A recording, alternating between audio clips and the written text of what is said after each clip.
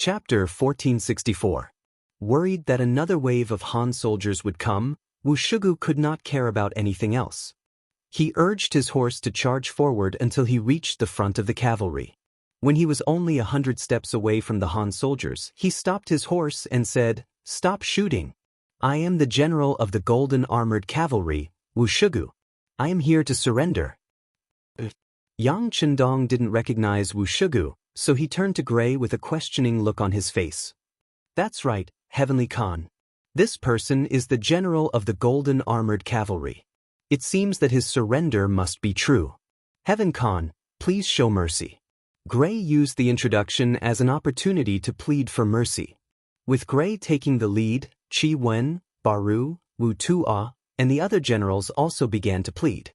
The golden armored cavalry was the elite of the Mongol cavalry. It would be a pity if they died like this. Yang Chendong did not immediately reply. Instead, he appeared to be in deep thought. After 5 or 6 breaths, he said, "Originally, I wanted to kill them. However, since you all are pleading for mercy, I will spare their lives. However, while they can avoid death, they cannot escape punishment. From now on, there will be no more golden armored cavalry. The remaining 20,000 will be divided among the generals." It was fine to leave the golden armored cavalry, but they had to be scattered. Otherwise, no matter where they were placed, they would cause unease. The 5-star army was not made up of the black cavalry and the elites of the 1st Cavalry Army. If it was an ordinary army, they would be under a lot of pressure when facing the golden armored cavalry. For safety reasons, this army could not be left alive. When Yang Chendong finished speaking, the eyes of the other Mongol generals lit up. They did not expect that pleading for mercy for their comrades would actually bring them benefits. This was the golden armored cavalry. Even if they were given a few thousand each, it would still be a very powerful force. Thinking that this was the benefit that Yang Chendong had given them, the generals got off their horses and knelt on the ground. While expressing their gratitude, they were also expressing their loyalty. "Everyone rise. Since these people have chosen to surrender, I will leave the rest to you. Let's enter the city first." Looking at the majestic new Salai city behind him, Yang Chendong said calmly. The new capital of the Golden Horde would also be trampled under his feet. Considering the death of the old Khan Mahama and the capture of the new Khan Bora, it also indicated the end of the Golden Horde that had lasted for more than 200 years. As the Terminator, Yang Chendong felt proud. Throughout history, it had always been the Mongols finding trouble with the Hans. If anyone could advance 1,000 li and drive them away, it would already be a great achievement. Yet today he'd actually killed his way to their lair and uprooted them. What sort of great achievement was this? After the 2 great Khans were killed and captured by the Han army, the Golden Horde soldiers hiding within the city were already scared out of their wits. Under the threat of Gray, Chi Wen and the rest, when they saw the hundreds of cannons aimed at the city gates, the Mongol soldiers within the city finally chose to surrender. Compared to the time when Salai city was conquered, the nobles all ran away. This time, it was like catching turtles in a jar, and they were all captured. The Golden Horde had lasted for more than 200 years, and the nobles had also lasted for more than 200 years. The amount of wealth they had accumulated was so great that Yang Chendong was scared out of his wits when She returned the favor. Even though he had made some preparations and had obtained more than 200 million taels of silver in Salai city, when he heard that he had obtained more than 300 million taels of silver from these nobles, he was still very surprised and happy. "Sixth young master, these things are not all silver. Instead, most of them are jewels. They have already been sealed and stored away. Once the silver in Salai city has been transported away, the treasures here will be transported away." When She said this, his expression was also very excited. After all, for someone who was used to being poor, suddenly having a mountain of gold in front of them, one could imagine how excited he would be. Yang Chendong's thoughts also returned to his hometown because of this sentence. How much longer will it take for Salai city to settle the issue of seizing and transporting the goods? About 1.5 more months. "Sixth young master, as you know, we have seized so much that we have mobilized all the carriages we can, but it will still take a lot of time." When he said this, Shay was also very emotional. He had never thought that one day he would have a headache because of too much seizing and transporting. 1.5 more months, then let's wait for the goods here to be transported away. Yang Chendong was a little numb, but he was even happier. After all, no one would complain about having too much money, even if he was the lord of Yangxia. Especially when he thought about how much they had seized this time, once they reached Chichen City, and the news spread throughout the world. Presumably those who had stopped him from sending troops would all shut their mouths. Reality had already proven that the benefits of opening up a new territory far exceeded everyone's expectations. Just based on this, when Yang Chendong wanted to point his troops elsewhere in the future, no one would come out to stop him. Just as he was thinking about how ugly some people's faces would be after the news spread, an indescribable smile flashed across Yang Chendong's face. After a while, when Yang Chendong was almost done rejoicing, he noticed that Shaybi was still standing in front of him. Is there something else? Sixth young master, there is something. Shaybi said with a conflicted expression. Speaking of which, Yang Chendong and Shaybi had known each other for many years, and he admired Shaybi's abilities. Reality had also proven that Shaybi was a person who could remain calm and make his own decisions when faced with big matters. However, he did not know what was so difficult for him. Commander Shay, there are no outsiders here. If you have something to say, just say it. Yang Chendong's expression returned to normal. Originally, Shaybi did not know how to phrase the matter he wanted to report. However, seeing that Yang Chendong did not treat him as an outsider, he decided to speak the truth. He immediately bent his knees and knelt down. Sixth young master, please restrain the Mongolian cavalry who just surrendered. You don't know, but the city is in a mess because of them. The citizens are complaining and many of them are already thinking of moving out. What? There's such a thing? Yang Chendong suddenly stood up from his chair. His expression was extremely ugly at this moment, and there was even a faint killing intent that flowed out. Yes, sixth young master, you only need to send people to check the streets to see if what I said is true or false. Although those surrendered generals have some merits, they should not treat the citizens like this. If this continues, I'm afraid there will be a big problem. Since he had already started, he didn't hesitate to say what he wanted to say next. He said whatever came to his mind. Even if he offended those surrendered generals, he was willing to accept it. When he heard that there would be a big problem, Yang Chendong knew that things must have reached a point where they could not be controlled.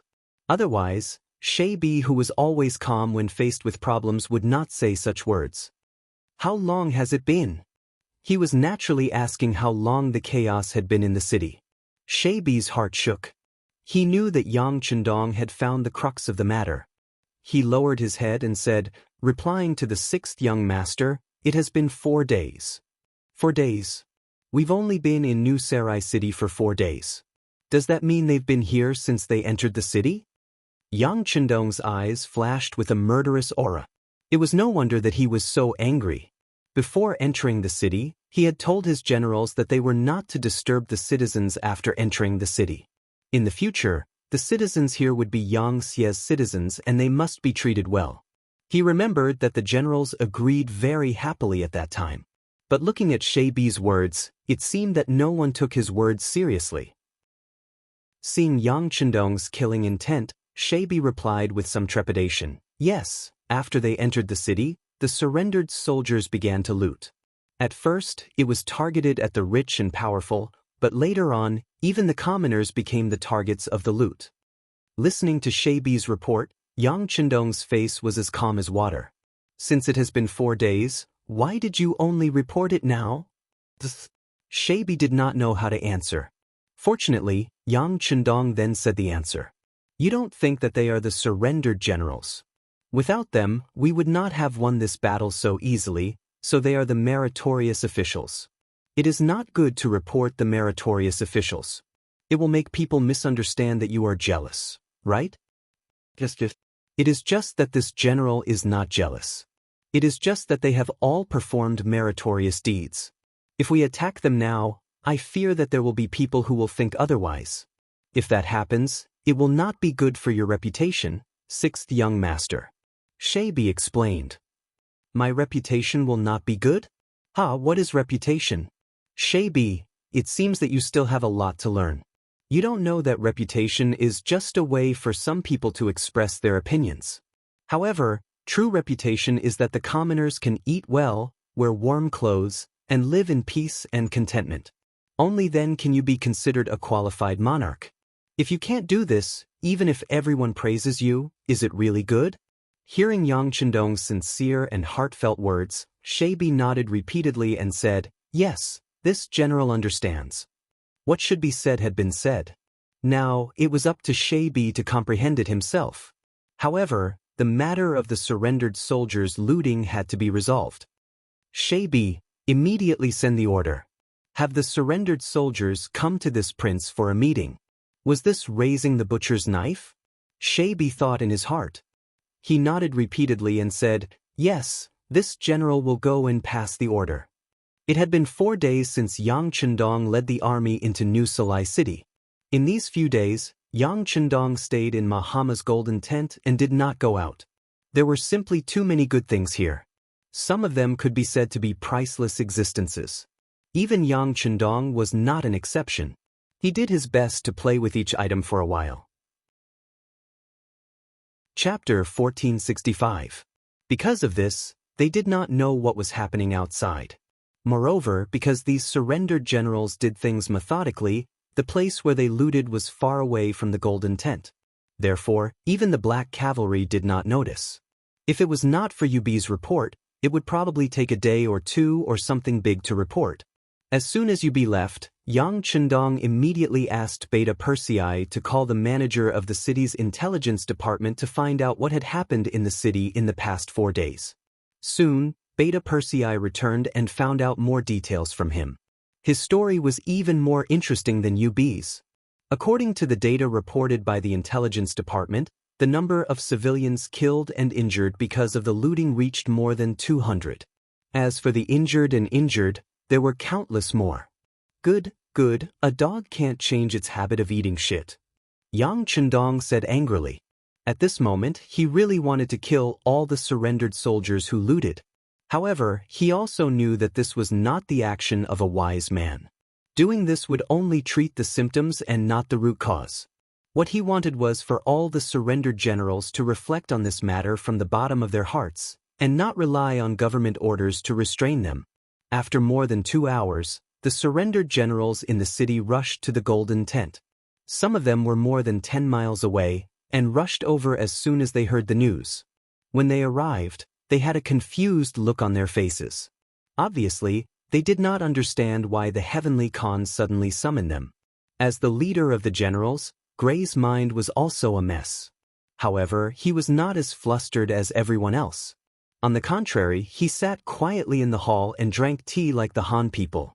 He was very clear that if he wanted to integrate into the Han army, he had to do his best to maintain the same habits as them. This was the best way to get closer to them. In contrast, the other generals did not have the time to be so calm. They sat on their chairs and made a lot of noise, just like when the Golden Horde held a meeting. There was no change at all. Among them, Bodo's voice was the loudest. This former scout general of the Golden Horde eventually surrendered to the Han army and retained his position as a general. Perhaps it was because he was a scout general, but he understood the situation in New Sarai better than anyone else, so he knew better than anyone else who had the most silver. So in this battle, he was the one who profited the most. Of course, Bodo wasn't an insensible person. After looting a lot of gold and silver, he took out a portion of it to show his filial piety to other people and comrades. For example, General Gray, Baruch, and Wutu all received a share. He even gave money to Shibi, Ahuli, Wu Shugu, and the others. Unfortunately, these people did not accept it and returned it. However, Bodo didn't mind. It was only because they were all Mongolians that he decided to share the good fortune with them, especially Shirbei. He heard that Shirbei was a commander in the Han army. Although he did not know what this meant, it should be a high position. However, no matter how high his position was, he couldn't control himself. His immediate superior was Gray. As long as he served Gray well, there wouldn't be any problems. At this moment, Bodo was talking about robbing a rich family. He was talking about how he rushed into the house of a noble from the Golden Horde and dug out his hidden treasures. When the noble knelt down and begged for mercy, Baruch and Wutu, who were listening at the side, laughed along. Obviously, such a noble was an unreachable existence in the past. Even if they met him, he wouldn't even look at them in the eye. But now, he actually had to kneel down and beg for mercy. That feeling couldn't be any better. At this moment, Yang Chendong walked into the hall under the protection of Beta Persei and a group of black cavalry soldiers. Instantly, the hall became extremely quiet. Even Bodo kept his mouth shut. In fact, the scene of Yang Chendong ordering the golden armored cavalry to be cleaned up brought too much shock to everyone. This person was someone who wouldn't hesitate to kill if he couldn't be used. He didn't have the humble, courteous, and forgiving personality of the Han people. Evil people would naturally be dealt with by evil people. It was precisely because of Yang Chendong's performance that the Mongolian generals were afraid of him from the bottom of their hearts. Yang Chendong strode into the hall and arrived at the head of the table. Then, he suddenly turned around and fiercely swept his gaze across everyone present. Following Yang Chendong's gaze, everyone who met his gaze quickly lowered their heads. Obviously, everyone was afraid of his gaze. Seeing that everyone had lowered their heads, even Bodo, who was very active just now, Yang Chendong coldly snorted and said, "Men, take Bodo out and chop him up." The black cavalry soldiers who had been waiting for a long time stepped forward with their swords and went straight for Bodo, who was still sitting on the chair and hadn't recovered from his shock. "What are you doing?" Just as the black cavalry was 2 steps away, Bodo finally reacted. He pulled out his sword and placed it in front of his chest, then shouted, "Why do you want to kill me? You still dare to resist?" Seeing Bodo's seemingly instinctive reaction, Beta Persei was amused. While laughing, he moved one of his wrists. However, before he could step forward, Ba Daojiang had already rushed out and said, "How can we use Second Brother's great self to deal with a clown like this? I'll take care of him." Seeing Ba Daojiang rush out first, Beta Persei's face was filled with anger. However, he quickly calmed down. They were all brothers, so it didn't matter who did the teaching. Moreover, just as Ba Daojiang said, a small scout general wasn't worthy of him taking the initiative. Ba Daojiang rushed out. This former member of the Jianghu wasn't weak to begin with, and after years of experience, he was even more agile and powerful. He leaped forward and arrived in front of Bodo in 2 quick steps. Then, without waiting for Bodo to swing his sword, he kicked out, and a curved sword fell from the air. After kicking the curved sword out of Bodo's hand, Ba Daojiang followed up with a roundhouse kick to Bodo's chest. Under the powerful force, a cracking sound was heard, and Bodo's chest caved in. Your legs are getting stronger again." Yang Chendong looked at the scene with admiration and nodded his head in satisfaction. Bodo, whose chest caved in from the kick, fell to the ground with a plop. At that moment, blood was flowing out from the corner of his mouth, and he looked like he was about to die. Even so, his gaze was still fixed on Gray. Although his mouth was open, no sound came out. However, if one looked closely, they could see that he was saying the words, "Save me. Tie him up and take him out for beheading. Don't dirty this place." Ba Daojiang had already stabilized himself as he spoke in a casual tone. Then he swept his cold gaze towards the other Mongolian generals in the hall. Revealing a harmless smile, he walked back to Beta Persei's side. "Not bad." Seeing Ba Daojiang's return, Beta Persei gave him a thumbs up with a look of praise. Compared to the interaction between the two of them, the other Mongolian generals were all dumbfounded. They didn't understand why Ba Daojiang had come forward to kill someone. This was something they had never experienced before. Even when Mahama was the Khan, he hadn't been so tyrannical. It was said that accompanying a ruler was like accompanying a tiger. At this moment, everyone finally understood. And it was precisely for some unknown reason that everyone couldn't help but break out in a cold sweat. Furthermore, everyone was deep in thought. Had they done something that they shouldn't have done recently? Would the next person to be pulled out to be beheaded would be themselves? The hall was even quieter than before. This sudden scene caused the Mongol generals to fall into deep thought. At this moment, Yang Chendong spoke again. Gray, Baruch, do you know your crimes? The three people who were called out were sweating even more now. They hurriedly left their chairs and knelt on the ground with a plop. Their heads were so close to the ground that they had zero contact with it. It was no wonder that the three of them were so nervous. After all, Bodo had just been killed. They were really worried that they would have the same ending. As for what they had done wrong, they really didn't know. However, at this moment, the three of them were smart enough not to say anything. Instead, they knelt on the ground and kowtowed continuously while saying, "We are guilty, guilty." Yes, you are indeed guilty. This Khan has repeatedly ordered that you are not allowed to disturb the people in the city. But what did you do? You clearly knew about Bodo's evil deeds, but not only did you not stop him, you even dared to accept his benefits. I think you are all accomplices. Yang Chendong's strict voice rang out. Hearing that it was actually this matter, the Mongolian generals present had an enlightened look on their faces. At this moment, they finally understood why Bodo had been beheaded. For a moment, many of them rejoiced that they hadn't been possessed to do such a thing. They couldn't help but heave a sigh of relief. However, the three people kneeling on the ground all had nervous expressions on their faces. Although they hadn't sent their troops to rob Bodo, they had indeed received a gift from the robber, Bodo. It wasn't an exaggeration to say that they were accomplices. When they thought about Bodo's fate, they were afraid that Yang Chendong would kill them as well. Gray abruptly raised his head and said with a nervous expression, "Heavenly Khan, we were wrong, we were wrong. Please give us another chance on account of our loyalty to you and our contributions to the army."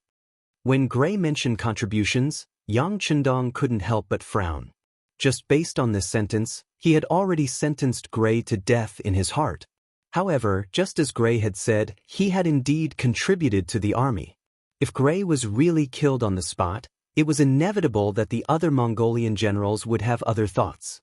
This was especially so when the people present included he, a general who had defected to the 5-star army under his influence.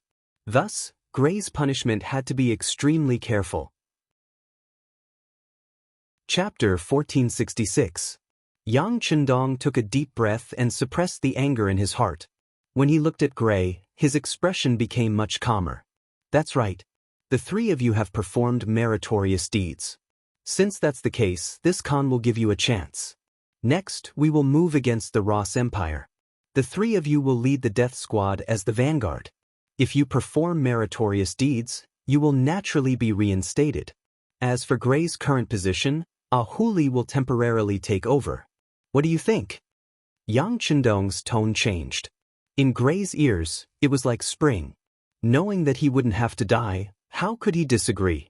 He immediately knelt and cupped his fists. I am willing to be the generals of the death squad.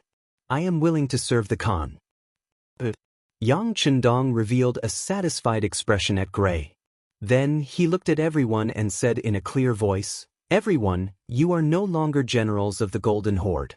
Instead, you are generals of the 5-star army.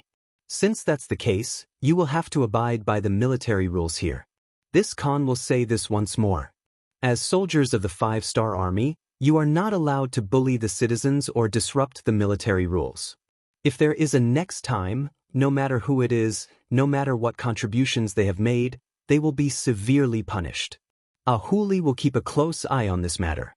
If anyone disobeys, you can kill them first and report later." Ahuli was the former Khan of Zhongxing. Under his rule, the citizens of the city lived a good life.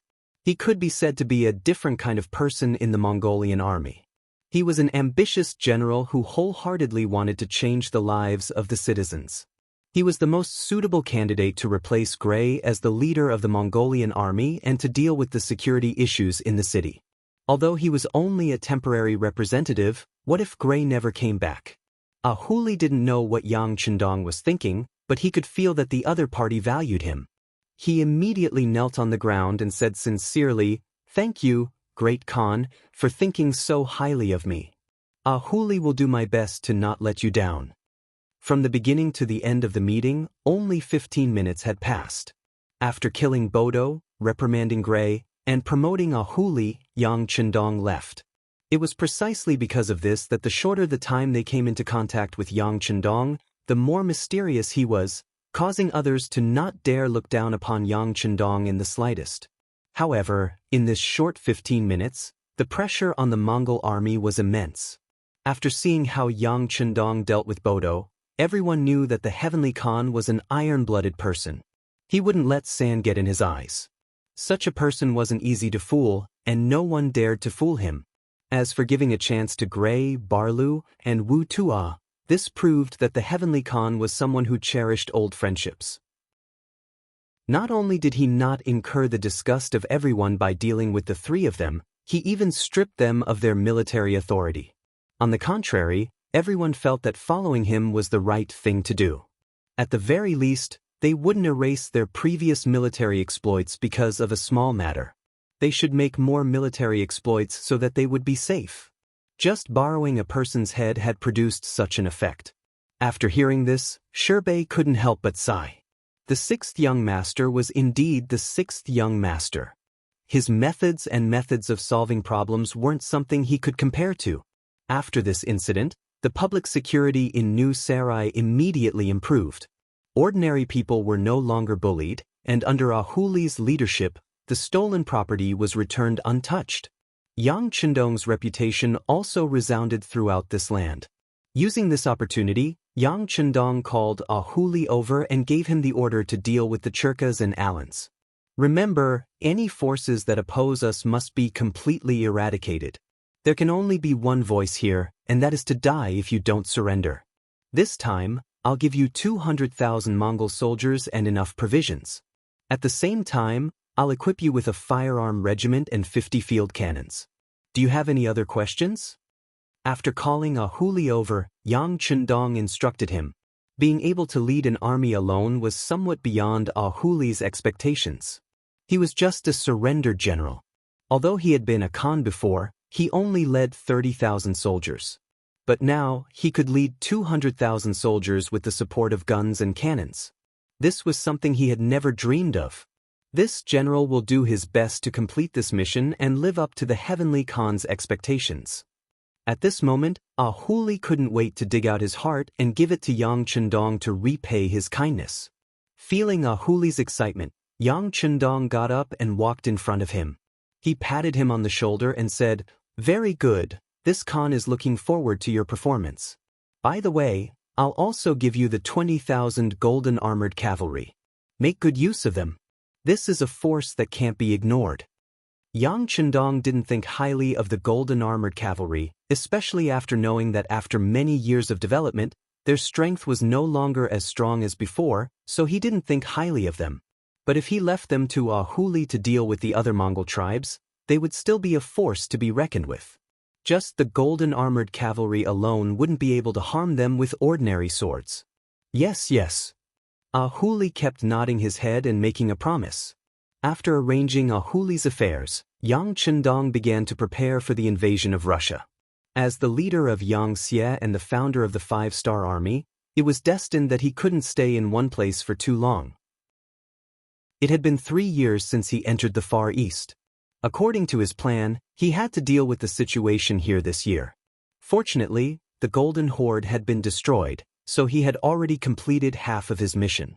The next step was to deal with the White Russians. Facing an enemy that relied more on outdated firearms, Yang Chendong was full of confidence. 7 days later, Ahuli, who had made sufficient preparations, led 200,000 Mongol surrendered soldiers out of New Salai and went straight to the Sherkas camp. Half a month later, a large number of horses flooded into the city. They were all responsible for transporting gold and silver. Following the arrival of this army, Yang Chendong also led the 200,000 Mongol soldiers, the new Second Army, and the remaining 3 firearm regiments and an artillery regiment of the 2nd Cold Front Division out of the city. They headed straight for the Rossi Duchy's territory. Rossi Duchy's capital, Moscow. It was currently shrouded in dark clouds. In the main hall of the duchy, the blind Grand Justice looked at the Scout General with a gloomy expression as he reported the battle report. Since last winter, the Rossi Duchy had been preparing to send troops north. They wanted to chase out the Han army that occupied the northernmost city, Oksino. For this, they had made a lot of preparations, such as military supplies, provisions, firearms, cannons, and even war horses. They were just waiting for the coming year to show their might. But before they could send troops north, they had received news that the Han army was going to attack the Golden Horde. They had also heard that the Han army was coming aggressively, with more than 100,000 soldiers. When they first heard the news, the important officials and nobles of the Rossi Duchy did not take it seriously. Everyone only cared about what benefits they could gain from this battle. After a heated discussion in the court, the final conclusion was to stop sending troops north and focus on the east. They would wait for the Han army to be defeated by the Golden Horde, then they would take the opportunity to strike and reap the benefits. When the time was right, they would send troops north. It would be easy for them to take back Oxino. However, the outcome of the battle was far beyond everyone's expectations. The Han army quickly breached Sarai, the capital of the Golden Horde, forcing Mahama Khan to retreat to the city of Shinsa to avoid the brunt of the attack. Not only that, the tough Mahama even sent an envoy to ask for help from the Rossi Duchy. The two sides had been fighting for many years, and it was more appropriate to call them old enemies. During this time, they had won and lost some, but no one had expected that the two would one day join forces, and that the Golden Horde would take the initiative to ask for help. As for the envoy sent by the Golden Horde, the blind Duke arranged for someone to send him to the post house, and then he came to discuss this matter with the other officials. Regarding this matter, the officials had two opinions. One was to send troops, and the other was to not send troops. The reason for not sending troops was to use the Han army to deal a heavy blow to the Golden Horde, which would be more beneficial to the Rossi Duchy's independence and unification. The reason for sending troops was to prevent the Han army from becoming too powerful. After all, Mahama was a very proud person. Even he had to lower himself to ask for help. This showed that the Han army's fighting strength was very strong. If he didn't help, once the Han army really subdued the Golden Horde, he wouldn't have anything to worry about when fighting with the Han army in the future. Yes, even at this time, the Rossi people still believed that although the Han army was strong, they could only defeat the Golden Horde and not defeat it. The Golden Horde could summon hundreds of thousands of cavalry at any time with a decree, and the Rossi people had already experienced the strength of the Golden Horde. No one could defeat the Golden Horde, at least not in the short term. This had become the consensus of the Rossi people. The meeting lasted for a long time, and in the end, the people who wanted to send reinforcements had the upper hand. The blind Duke finally decided to send reinforcements, but it would take time to send the troops from the north to the east. They did not have the convenience of carrying food with them like the 5-star army, so they needed a lot of time to prepare. Finally, 10 days later, the 100,000 reinforcements prepared by the Rossi started their journey. This was thanks to the previous preparations, otherwise, they would not have been able to set off so quickly. But at this time, new news came. The Han army was already outside New Sarai, engaged in a major battle with the Golden Horde, and finally won. They killed Mahama Khan with cannon fire and captured Bora Khan. Hundreds of thousands of Mongolian cavalry were defeated, and the Golden Horde was about to become history. The Rossi people's enemy also changed from the Golden Horde to the Han army. When the news came, the entire Rossi people were shocked. Many people did not believe the truth of this matter. Although more than one group of scouts reported the same news, there were still many people who did not believe it. How could the powerful Golden Horde be destroyed so easily? Even if it was destroyed, it should be done by the powerful Rossi people. Chapter 1467. Regardless of whether they believed it or not, the truth was the truth.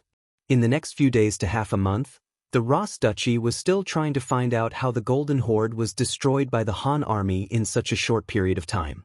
News came again that the Han army had turned around and was heading towards the Ross Duchy. How did the Han army manage to reorganize so quickly and digest the hundreds of thousands of Mongol cavalrymen? Very quickly, no one bothered about this question, because the next target of the Han army was themselves. Even the powerful Golden Horde had been wiped out in less than a month. The question was, how long could the Rossi kingdom last as their opponent? All of the officials and nobles started to panic. For the first time, They realized that they had lost their confidence and did not know how to face the Han army. At this time, another piece of bad news came. The Han army in the northern cities had moved. They had suddenly set off from Oxino City and moved from the north to the south. They had conquered Ust Lima City and were heading towards Arkhangelsk City. This was obviously to coordinate with the Han army to deal with the Ross country. After the news came, the Ross country, which was already frightened, fell into chaos once again. Some of the capitulators were also born. This seemed to be a law of historical development. No matter how strong a country was, there would always be some people who were afraid of death. When danger came, their first thought was not how to face it, but how to protect their own interests. The so-called negotiation party, which was also the capitulators, jumped out at this time. In the court, the capitulators, led by Nevsky, quickly made their voices known. They wanted to immediately send people to negotiate with the Han army before the other side had taken down more cities. They wanted to negotiate with the Han army before they had the strength to negotiate. For this, they were willing to pay a price and even give up some cities. In the eyes of the capitulators, the Han army did not have the strength to destroy them. Although they had defeated the Golden Horde, they had definitely lost a lot of their strength. Furthermore, they had captured hundreds of thousands of Mongol cavalrymen. These people were all arrogant and unruly, so how could they be so easily subdued? It would probably take some time to deal with them. This was an opportunity for the Russian Empire. While the Russian Empire was not completely stable internally, they would take the initiative to show weakness and dispel the Russian Empire's killing intent. This would create enough time and opportunity for the Russian Empire's development. Nevsky even suggested that they should submit to the Han Chinese if necessary. Anyway, it's not like they haven't done such things before. Didn't they submit to the Golden Horde before? Once this idea was made, it quickly gained the upper hand. Many important officials, generals, and nobles of the court expressed their support. He also urged the blind duke to quickly settle the matter and have a good talk with the Han army. They did not want to wait for the enemy soldiers to arrive at the city gates. At that time, everything would be too late. The blind duke looked down on these spineless people. However, he knew that the other party was right. Now that the morale of the Han army was high, it would not be wise to make an enemy out of them. If they could drag things out and wait for the other party to not have so much killing intent, wait for the hundreds of thousands of Mongolian cavalry captives to start causing trouble, and wait for the internal situation to become unstable. Only then could they counterattack, and their chances of winning would be much higher. The blind duke, who had his own plans, finally agreed to the idea of surrendering. He sent out a negotiation team led by Nevsky to welcome the Han army that was heading towards Moscow. He hoped to settle the matter as soon as possible. After receiving the order, Nevsky prepared for a night and set off early the next morning. It could be seen that he had done a lot of work in private. After he left, under the leadership of young Master Ivan outside of Moscow, the excavation of the tunnel began. The tunnels were the best way to restrain the charge of the cavalrymen. Then they would use their muskets to counterattack. This was the tactic they used to deal with the Golden Horde cavalrymen. They sent people to negotiate while preparing for war. This action showed the stubborn and cunning side of the Russian Empire, especially Ivan, who said to the outside world that the strong would not place their hopes on the enemy, and that their own strength was the most important thing. Not to mention the various preparations outside of Moscow, just the fact that Nevsky and his men rushed over, they finally met the Han vanguard army in Kazan City. When they reported their identities and took out the relevant documents, the vanguard general, the current commander of the Russian division, Nikolaev, welcomed them. They were all Caucasians and they were connected by blood. This made Nevikov very happy. As soon as he saw Nicholas, he tried to get close to him, as if they were talking about their common ancestor. He wanted Nicholas to speak for him in the future. Naturally, Nikolaev gave him the cold shoulder. It was true that he was from the Russian Empire, but he was not from the Russian Empire. He had never enjoyed any benefits from the establishment of the Russian Empire. Where did the Rossi people go when he had no food to eat? When he was bullied by the Mongol cavalry, where did the Russians go? When people in his tribe froze to death because of the cold, where did the Russians go? If it weren't for the appearance of Yang Chendong, their tribe would still be hiding like rats in the dark. They would still not have enough to eat and sleep, and even their safety would not be guaranteed. During the most dangerous time, it was Yang Chendong who saved his tribe. Now that he had entrusted him with such an important task, how could Nikoliv not know which side he should stand on? Nikolai didn't even spare a glance at Nevikov's flattery and the gifts that Nevikov gave him. He would not forget that there was a day in the military regulations of the 5-star army that no one was allowed to privately give gifts. Regardless of whether they were given by subordinates or enemies, they would be severely punished. If it was light, they would lose their position. If it was heavy, they would lose their lives. The might of the 5-star army's military regulations could be seen from how General Bodo was beheaded on the spot. Furthermore, Yang Chendong was using the carrot and the stick. After killing Bodo and punishing Gray, Baruch, and Yuto, he took out a sum of silver to reward the other generals who did not commit any crimes. By doing so, not only did he reward the people who did not commit any crimes, he also divided the Mongol surrendered soldiers, who were not as united as a single piece of metal. It could be imagined that the Mongol generals who received the rewards would definitely side with Yang Chendong. If that happened, they would be the first to oppose anyone who dared to play any tricks. This was his master, Yang Chendong.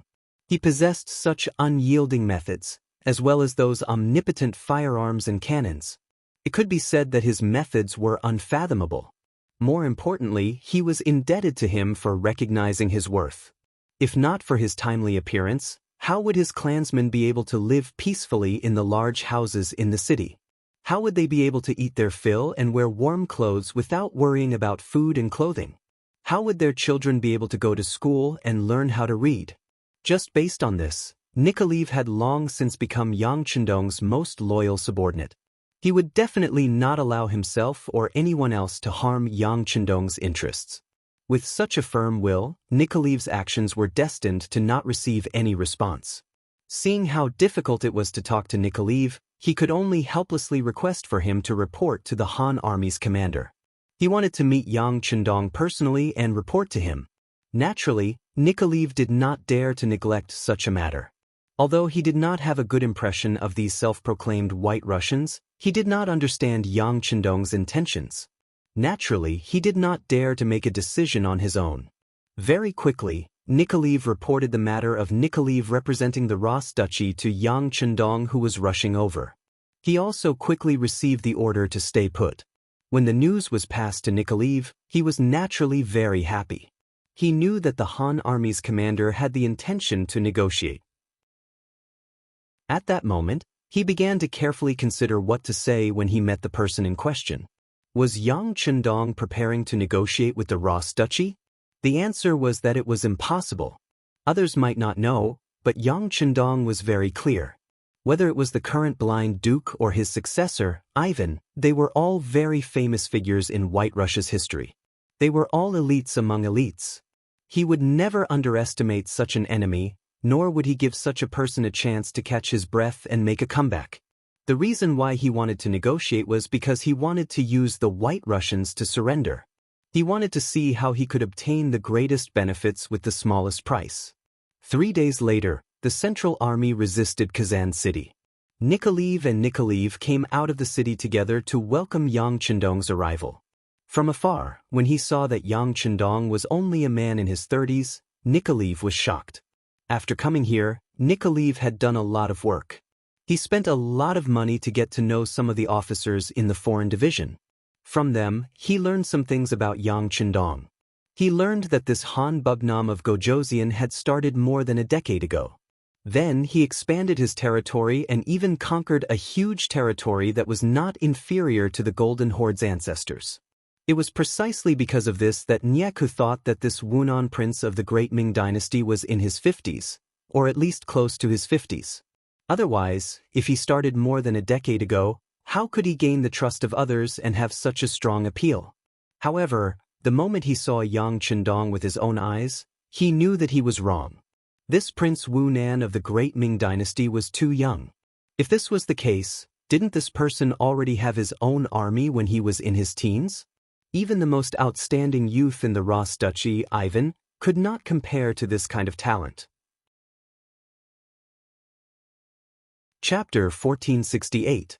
Yang Chendong's age shocked Nekov and gave him a feeling that the following negotiations would not go smoothly. The younger they were, the more impulsive they were and the more arrogant they would be. Naturally, they would not be easy to deal with. Yang Chendong entered the city. In the house arranged by Nikolai, he met with Nekov. Nekov was more than 50 years old, and he was also a noble in the White Russia. He was also the representative of the capitulation faction in the country. Both sides met in the main hall. Yang Chendong was accompanied by Beta Persei and Shibi. It could be seen that Yang Chendong intended to promote this person and teach him more. This was also a sign that he wanted to be put in an important position. Naturally, Shibi would try his best to grasp this opportunity. After Nekov entered the main hall, he began to lead the negotiations without waiting for Yang Chendong to speak. "Are you here to represent the Ross Duchy to surrender?" As soon as they met, Shibi took the initiative to speak. He purposely turned the negotiations into surrender to see what kind of reaction the other party would have. Nekov's face turned red as he felt the other party looking down on him. If someone from the Ross Duchy spoke to him like this, he would immediately call for the guards. He would make the person who dared to provoke him pay a heavy price, even their life. However, this was a city controlled by the Han army. He was here to negotiate, so he could only suppress the anger in his heart. He said with an ugly expression, "General, you have misunderstood. I'm not here to surrender. I am here to represent the Ross Duchy to negotiate. You Han people have a saying, it is easier to make friends than enemies, so..." "Wait, negotiate?" Shibi shook his head as he spoke. "To be honest, there is no past friendship between us, so I don't think there is a need to negotiate. Of course, if you're here to surrender, we won't kill you. But if you're not, then there's no need to talk. Please leave." He did not even listen to the conditions and directly rejected him. Nikov's expression was extremely ugly. He really wanted to fling his sleeves and leave, but he also knew that if he wanted to do big things, he couldn't act on loyalty. He could only take 2 deep breaths, suppress the unhappiness in his heart, and say, "General, I don't know what you mean by surrender. Can you make it clear?" As expected, Nikov didn't leave. He recalled what Yang Chendong had told him before.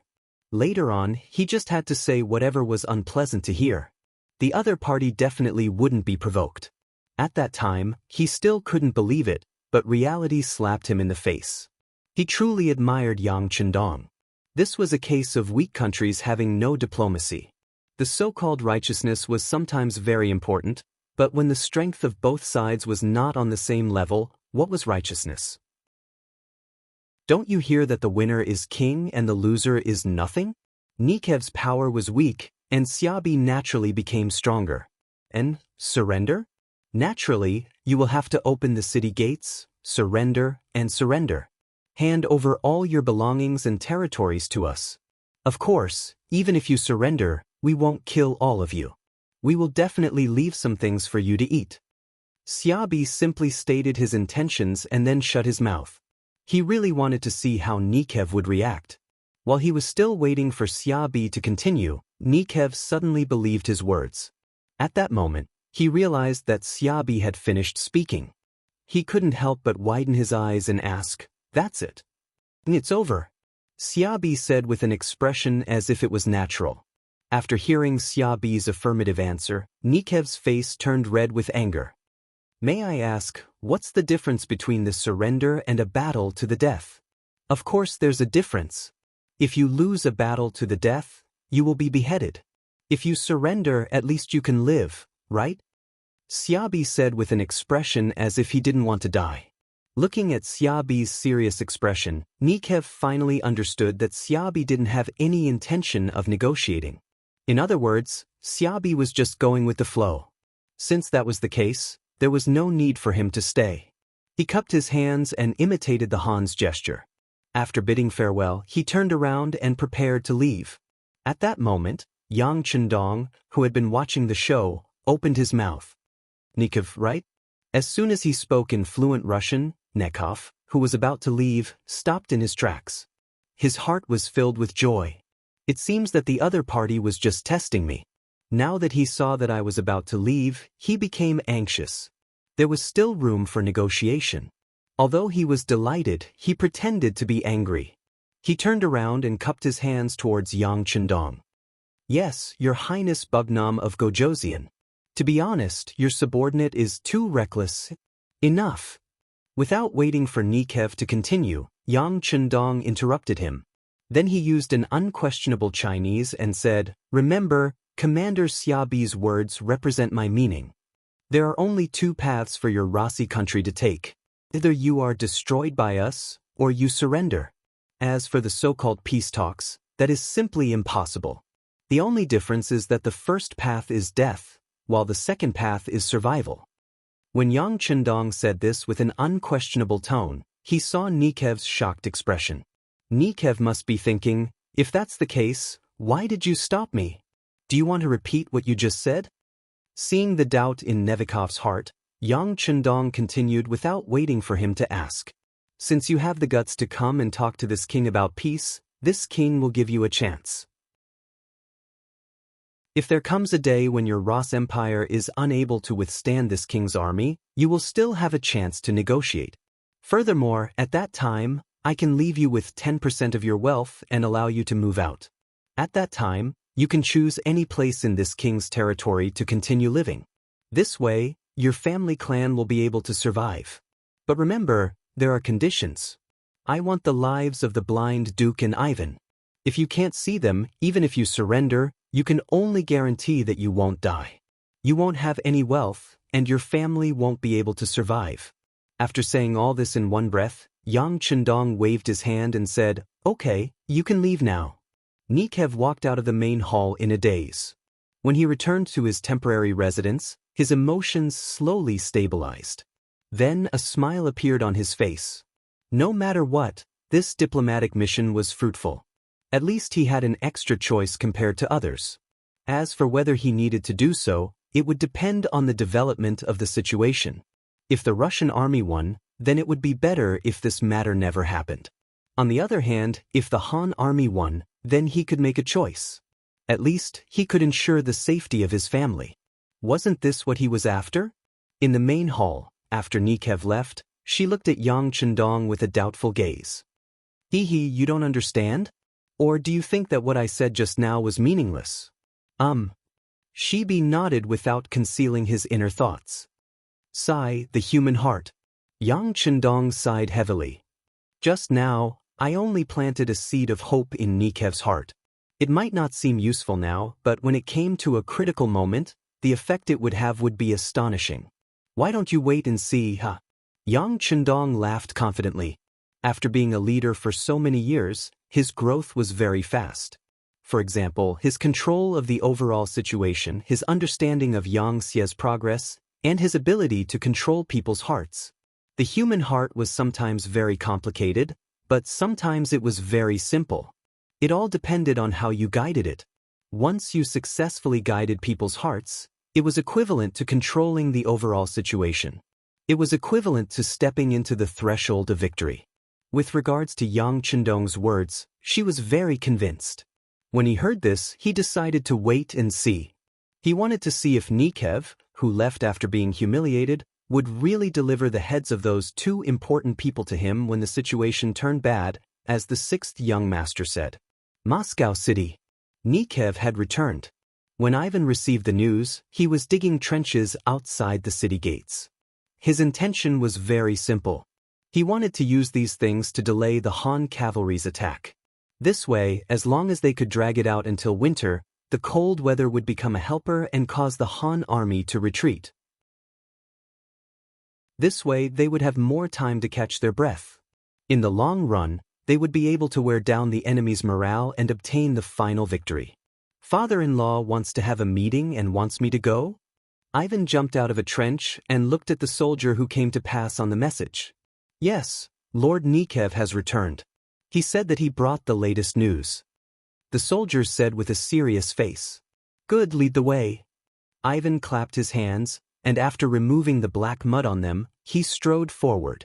As he walked, he thought, this time, no matter what conditions Nikev used to force the Han army to retreat, he would not admit it. He would not accept any form of compensation for the ceasefire. He wanted to use his own strength to force the Han army to retreat. This was what a true man should do. Ivan, who already had his own ideas, was led to the main hall by the soldier. Here, the civil and military officials were already lined up on both sides. When Ivan entered, he noticed that everyone's expression was not too good. He guessed that the Han army's conditions were very harsh. This is also good. We can only fight to the death. Chapter 1469. Ivan, who had a heroic plot and also wanted to be a hero, thought so as he walked to his seat and stood still. About a quarter of an hour later, a few more ministers walked into the hall, followed by the Grand Duke of Blindness. Since everyone is here, let's hear what Nikowski has to say. Cough. Nikowski coughed, attracting everyone's attention. His expression was somewhat ugly as he said what he was willing to say. As for what Yang Chendong said, he naturally hid it in his heart. That was one of his life-saving treasures, so he would not easily show it to others. After Nekov finished his words, everyone in the hall became silent. No one thought that this would be the result. If they didn't surrender, they would die. Even peace talks were rejected. Did this mean that the Han army was too arrogant, or did they have enough confidence to defeat the Rus Empire? Ha! In the silence, a burst of laughter came from Ivan's mouth, attracting everyone's attention.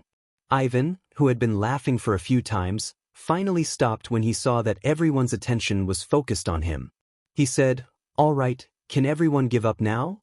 Who still wants to talk about peace with the Han army?" At the end, Ivan's voice was close to a roar. He was clearly very angry. None of the officials said anything about this. Just as Ivan said, if peace talks failed, then they could only fight. Everyone had the same idea. Okay, since it's like this, we don't need to have any illusions. Although the Han army is very strong and can destroy a behemoth like the Golden Horde, we are not to be trifled with. Young Master has already dug trenches outside the city, which can effectively stop the Han army's charge.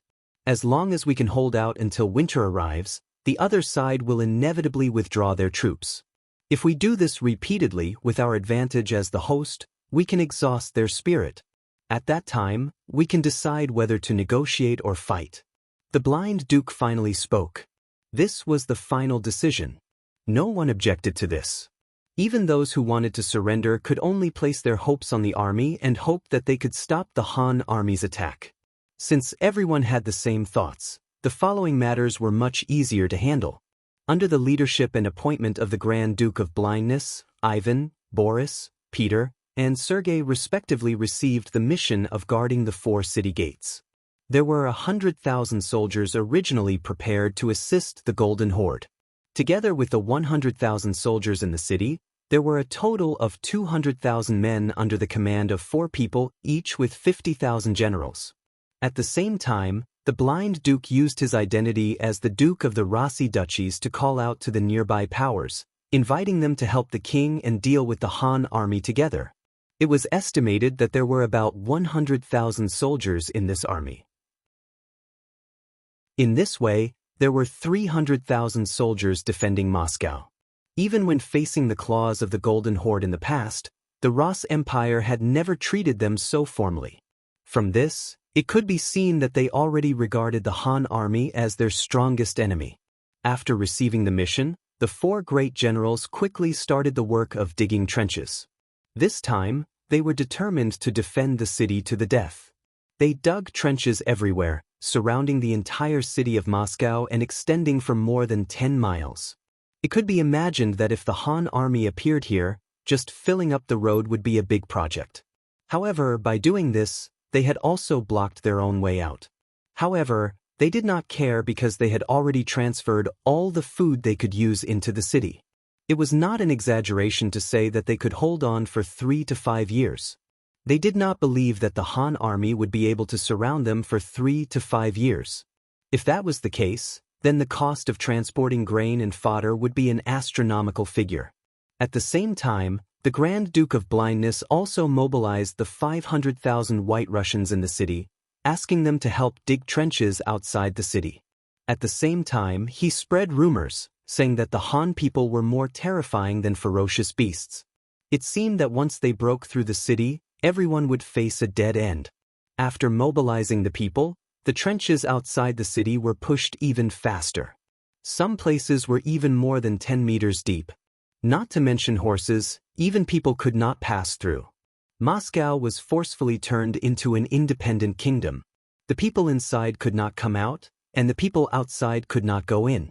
Finally, 10 days later, cavalry could be seen roaming outside the city.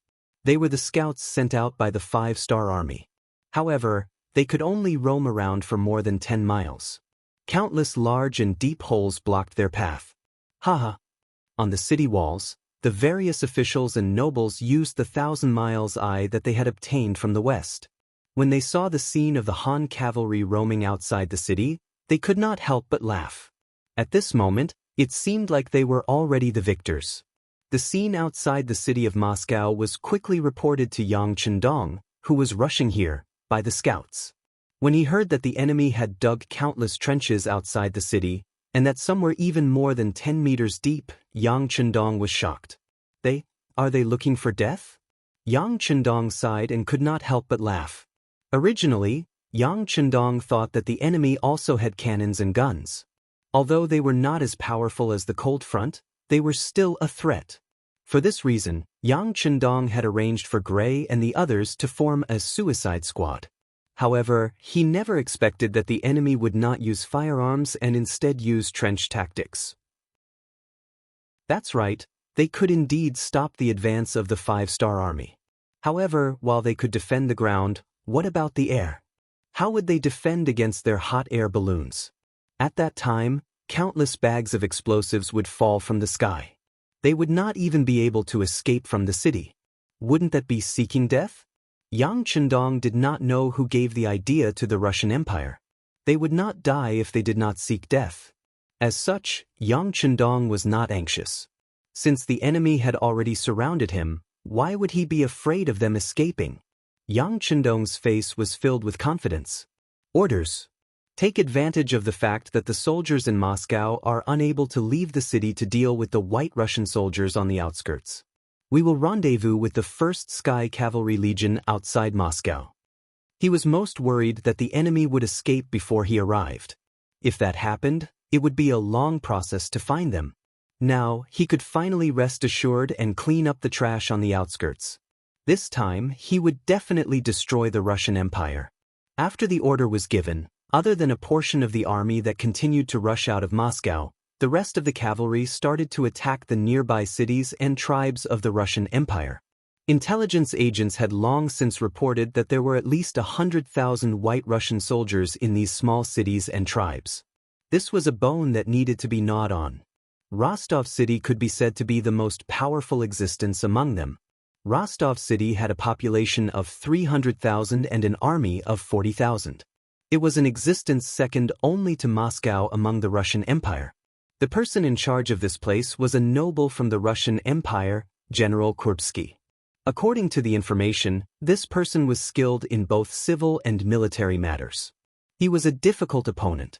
In the past, the Golden Horde had suffered many losses at his hands. This person was proficient in using firearms and had a strong learning ability. He was on par with Moscow, and this gave the Golden Horde a huge headache. That's it. Order Gray to lead the death squad to attack Rostov City. Also, call Ba Daojiang over. Yang Chendong already had an idea in his mind as he gave the order. 6 days later, 50,000 soldiers from the 5-star army arrived 8 miles away from Rostov City. They quickly formed an encirclement and surrounded the entire city. They looked like they were ready to attack at any time.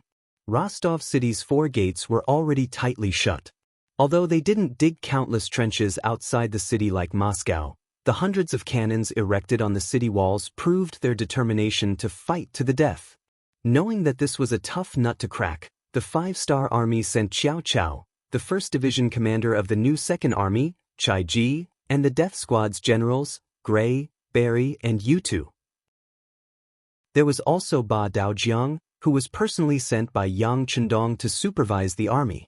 According to Yang Chendong, Ba Daojiang was here to boost everyone's morale and record everyone's performance. With such a person around, no matter who made a contribution, his name would appear in Yang Chendong's ears and reach the heavens. Everyone was quite happy with Ba Daojiang's arrival. After all, someone needed to spread the news of one's achievements. He was like a historian who could encourage people to do things seriously without worrying about their good deeds not being known by others. Gray was the most excited among them. He even took the initiative to invite Ba Daojiang for a drink to build their relationship. Gray had made a mistake and was sent to be the general of the death squad. This news had already spread among the surrendered Mongolian soldiers. However, because Yang Chendong didn't leave any traces behind, no one discovered his intentions. On the contrary, everyone thought that the Heavenly Khan was creating an opportunity for General Gray to rise again. After all, if he made a mistake, he had to be punished. Otherwise, how could he convince the masses? As for being the general of the death squad, he wasn't an ordinary soldier. There wasn't any danger. He just had to go through the motions. When he returned, he would naturally be rewarded with merits and could return to his previous status. Even Gray had the same thoughts as well. It was precisely because many people thought this way that no Mongolian general dared to cause trouble even though Ahuli had temporarily taken over his position. They were all waiting for General Gray's return. Everyone was kept in the dark, but some people who Yang Chendong trusted knew what was going on. Allowing soldiers to plunder was an unforgivable crime in the 5-star army. Even if you had made a great contribution, you shouldn't think of getting any benefits. Being expelled from the army was the lightest punishment. After doing this, Gray could indeed continue to serve in the army with the status of a general. This didn't make sense at all. Chapter 1470. There must be a reason behind this abnormality. Since it didn't make sense, this matter was worth pondering over. Ba Daojiang had his suspicions for a long time, but after meeting Yang Chendong and receiving the secret order, he knew what to do. Ba Daojiang, who was very clear about everything, pretended to be happy on the surface. Whenever Gray invited him, he would show up. After a few times, the entire Mongol army knew that their General Gray had established a relationship with the Heavenly Khan. Everyone knew that General Gray's future was very bright. Gray was also very happy. As he drank with Ba Daojiang more and more, the two of them got along better and better. Finally, after drinking, Ba Daojiang accidentally revealed a piece of news. The Heaven Khan was going to establish a Mongolian army. As long as he performed well, it wasn't impossible for him to become a commander. Ba Daojiang looked as though he had drunk too much. After he finished speaking, he fell asleep, leaving behind an excited Gray who had sobered up. Naturally, he wasn't drunk at all. A commander of a Mongolian army. That was an extremely high position in the entire 5-star army. How could he not sober up when he thought that he could be promoted? No, I must perform well. This attack on the city of Rostov is a good opportunity, an excellent opportunity to show off my abilities. Unknowingly, Gray had set a goal for himself. The military operation to besiege the city took 3 days to complete. After the 4 city gates were sealed, the cannons of the 2nd Cold Front Regiment were pushed forward. They aimed at the Ross cannon, which was also a cannon. However, the Ross cannon was inferior in power and range. The 2nd Cold Front Regiment was prepared to destroy all of the enemy's cannons at the first opportunity. Next, it was time for the cavalry to charge. For this reason, the commander of the new 2nd Army's 1st Cavalry Division, Chiao Chao, and the general of the death squad, Gray, got into an argument over who should be the one to contribute the most. Commander Chiao Chao wanted to contribute. He had a feeling that after the Golden Horde was destroyed, there would be fewer and fewer opportunities for them to fight a big war. He had also heard rumors that the 2nd Army was about to expand into the 2nd Army Corps. At that time, Commander Shibi would very likely be promoted to commander of the corps. In that case, there would be at least 3 vacant commander positions.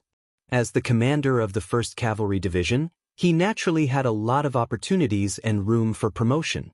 He didn't want to miss such an opportunity. Therefore, he had to use this battle to perform well and let others see his ability. This would create more favorable conditions for him to compete for the position of commander. Gray didn't know about this, but he wanted more. He had actually set his sights on the position of commander of the Mongolian army. However, what he did not know was that Ba Daojiang had made up the story according to Yang Chendong's wishes. Ba Daojiang had not even formed the second army, so why would he immediately form the Mongolian army? The reason why Gray had said that was because he wanted Gray to be more active in battle and personally participate in the front lines. It would be best if he could personally go into battle and kill the enemy. Both of them had their own ideas, and neither of them wanted to back down. This was because the commander of the Shai Corps did not come with this army. Instead, he had another mission. As such, everyone began to argue, and no one was willing to back down. In the end, it was Ba Daojiang who stepped forward. He was the vice captain of the Black Knights Dragon Guards, and he had an extraordinary status. In the end, he was the one who made the decision to hand over the Vanguard mission to the Suicide Squad. Sixth Young Master has said that since we are a Suicide Squad, it's only natural for us to charge at the very front. Commander Qiao, please take a step back, Ba Daojiang said coldly as he swept his gaze across Qiao Qiao. Ba Daojiang was very clear about the character of his officers. Many times, the more you tried to reason with them, the more unreasonable they would be. On the other hand, if you used a commanding tone, they would listen and fall for it. Indeed, when Ba Daojiang's face sank, Qiao Qiao did not say anything. He didn't want to argue with the vice captain of the Black Cavalry. That wouldn't benefit him at all. That was because he would never forget that even Commander Shibi had been extremely courteous when he saw the Black Cavalry. Gray laughed heartily. He believed that this was the effect of his relationship with Ba Daojiang during this period of time.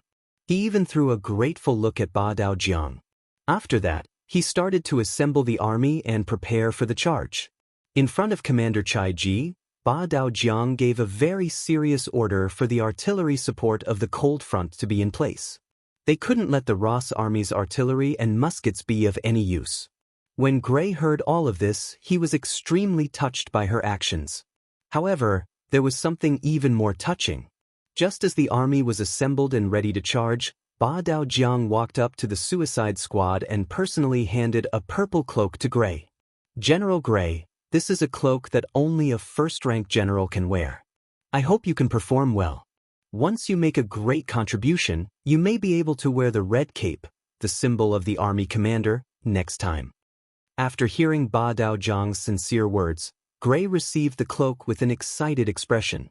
He then put it on in front of Ba Daojiang. The cloak fluttered in the wind, making it even more eye-catching and eye-catching. A burst of laughter came from Gray's mouth.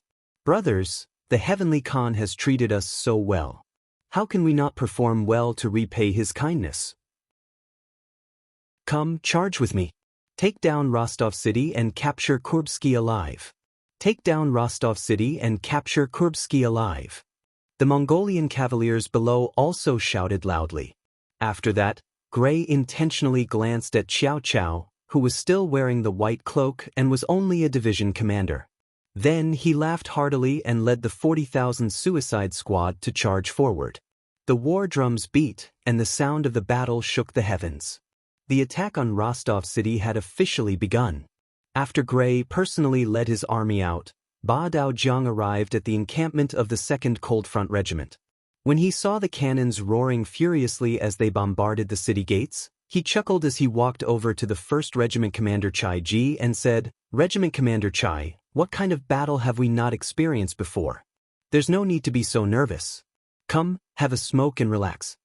Chai Ji naturally accepted Ba Daojiang's goodwill. Taking the cigarette with both hands, he thanked Ba Daojiang and chuckled. "I'm not nervous. I'm just excited before the battle." This wasn't arrogance. It was the truth. Ever since the Cold Front's 2nd Division entered Eastern Europe, they had fought countless battles. When had the number of enemies decreased? Especially in the battle between Sarai City and New Sarai City, when they faced hundreds of thousands of enemies, they didn't show the slightest sign of retreating. Now, they were only facing Rostov City, which only had 40,000 enemies. There was nothing to be nervous about, but the excitement before the big battle was still a little. The Regiment Commander Chai is so generous. Ba Daojiang smiled and gave him a thumbs up. After being praised, Chai Ji's face revealed an embarrassed expression. Before he could say anything, Ba Daojiang took a step forward and whispered something into his ear. When Chai-ji, who was originally calm, heard this, he was stunned. It was as if he had been electrocuted, and he didn't say anything for a long time. After holding it in for a long time, he finally asked, "Does the 8th Deputy Commander have a military order?" After asking this, Chai-ji couldn't help but laugh. How could there be a military order for this kind of thing? Wasn't this the same as sending someone into the enemy's hands? But was this Ba Daojiang's idea, or was it the 6th young master's idea? After thinking about it, Chai-ji felt that the latter was more likely. Even if Ba Daojiang had some personal grudge with someone, he would have his own way to solve it. He definitely wouldn't tell this to Chai-ji, who had no friendship with him. Not to mention that he would use the cold front's hands. If he dared to do this, and even dared to tell Chai-ji about it, he probably wasn't afraid of being exposed. If that was the case, this should be the order of the higher-ups. Who was Ba Daojiang's higher-ups? Was there even a need to think about this question? Okay, I know what to do. Chai-ji nodded heavily, as if he had made a difficult decision. Okay, after this matter is done, I'm afraid Commander Chai will be reprimanded. But don't worry, you will be rewarded for what you have done. Ba Daojiang wasn't surprised that Chai-ji agreed, because as long as he thought about it carefully, he would be able to figure out the entire matter. The only thing that was similar was how long it would take for him to figure it out. From the looks of it, Chai-ji was indeed a smart person. Since he was a smart person, this matter would be easy to handle. In the end, Ba Daojiang still left. Or rather, he came over to talk about this matter. Now that the matter was settled, he naturally had to leave. He left Chai-ji behind and said to the correspondent beside him, "Get me 3 cannons. I want to command them personally. Go quickly." On the battlefield, General Gray led the vanguard of the death squad with 5,000 cavalrymen and charged toward the south gate. He saw that Lung Feng's cannons had already started firing and were hitting the city walls of Rostov one after another. The cannons embedded in the city gates were hit and disintegrated one after another. Without the advantage of firearms, the Russian army was like a tiger without its fangs. How could they be a match for the Mongol cavalrymen who grew up on horseback? Gray, who was laughing heartily, was in a very good mood. In his eyes, this battle wasn't difficult at all. With the help of the cannons, he only needed to launch a symbolic attack. When the city gates were blown open, he would be the first to contribute to bringing the army into the city. When the news of this battle reached the ears of the Heavenly Khan, he would be getting closer and closer to the position of commander of the army. Just as he was thinking about his beautiful future, a cannonball suddenly exploded 40 feet away from him.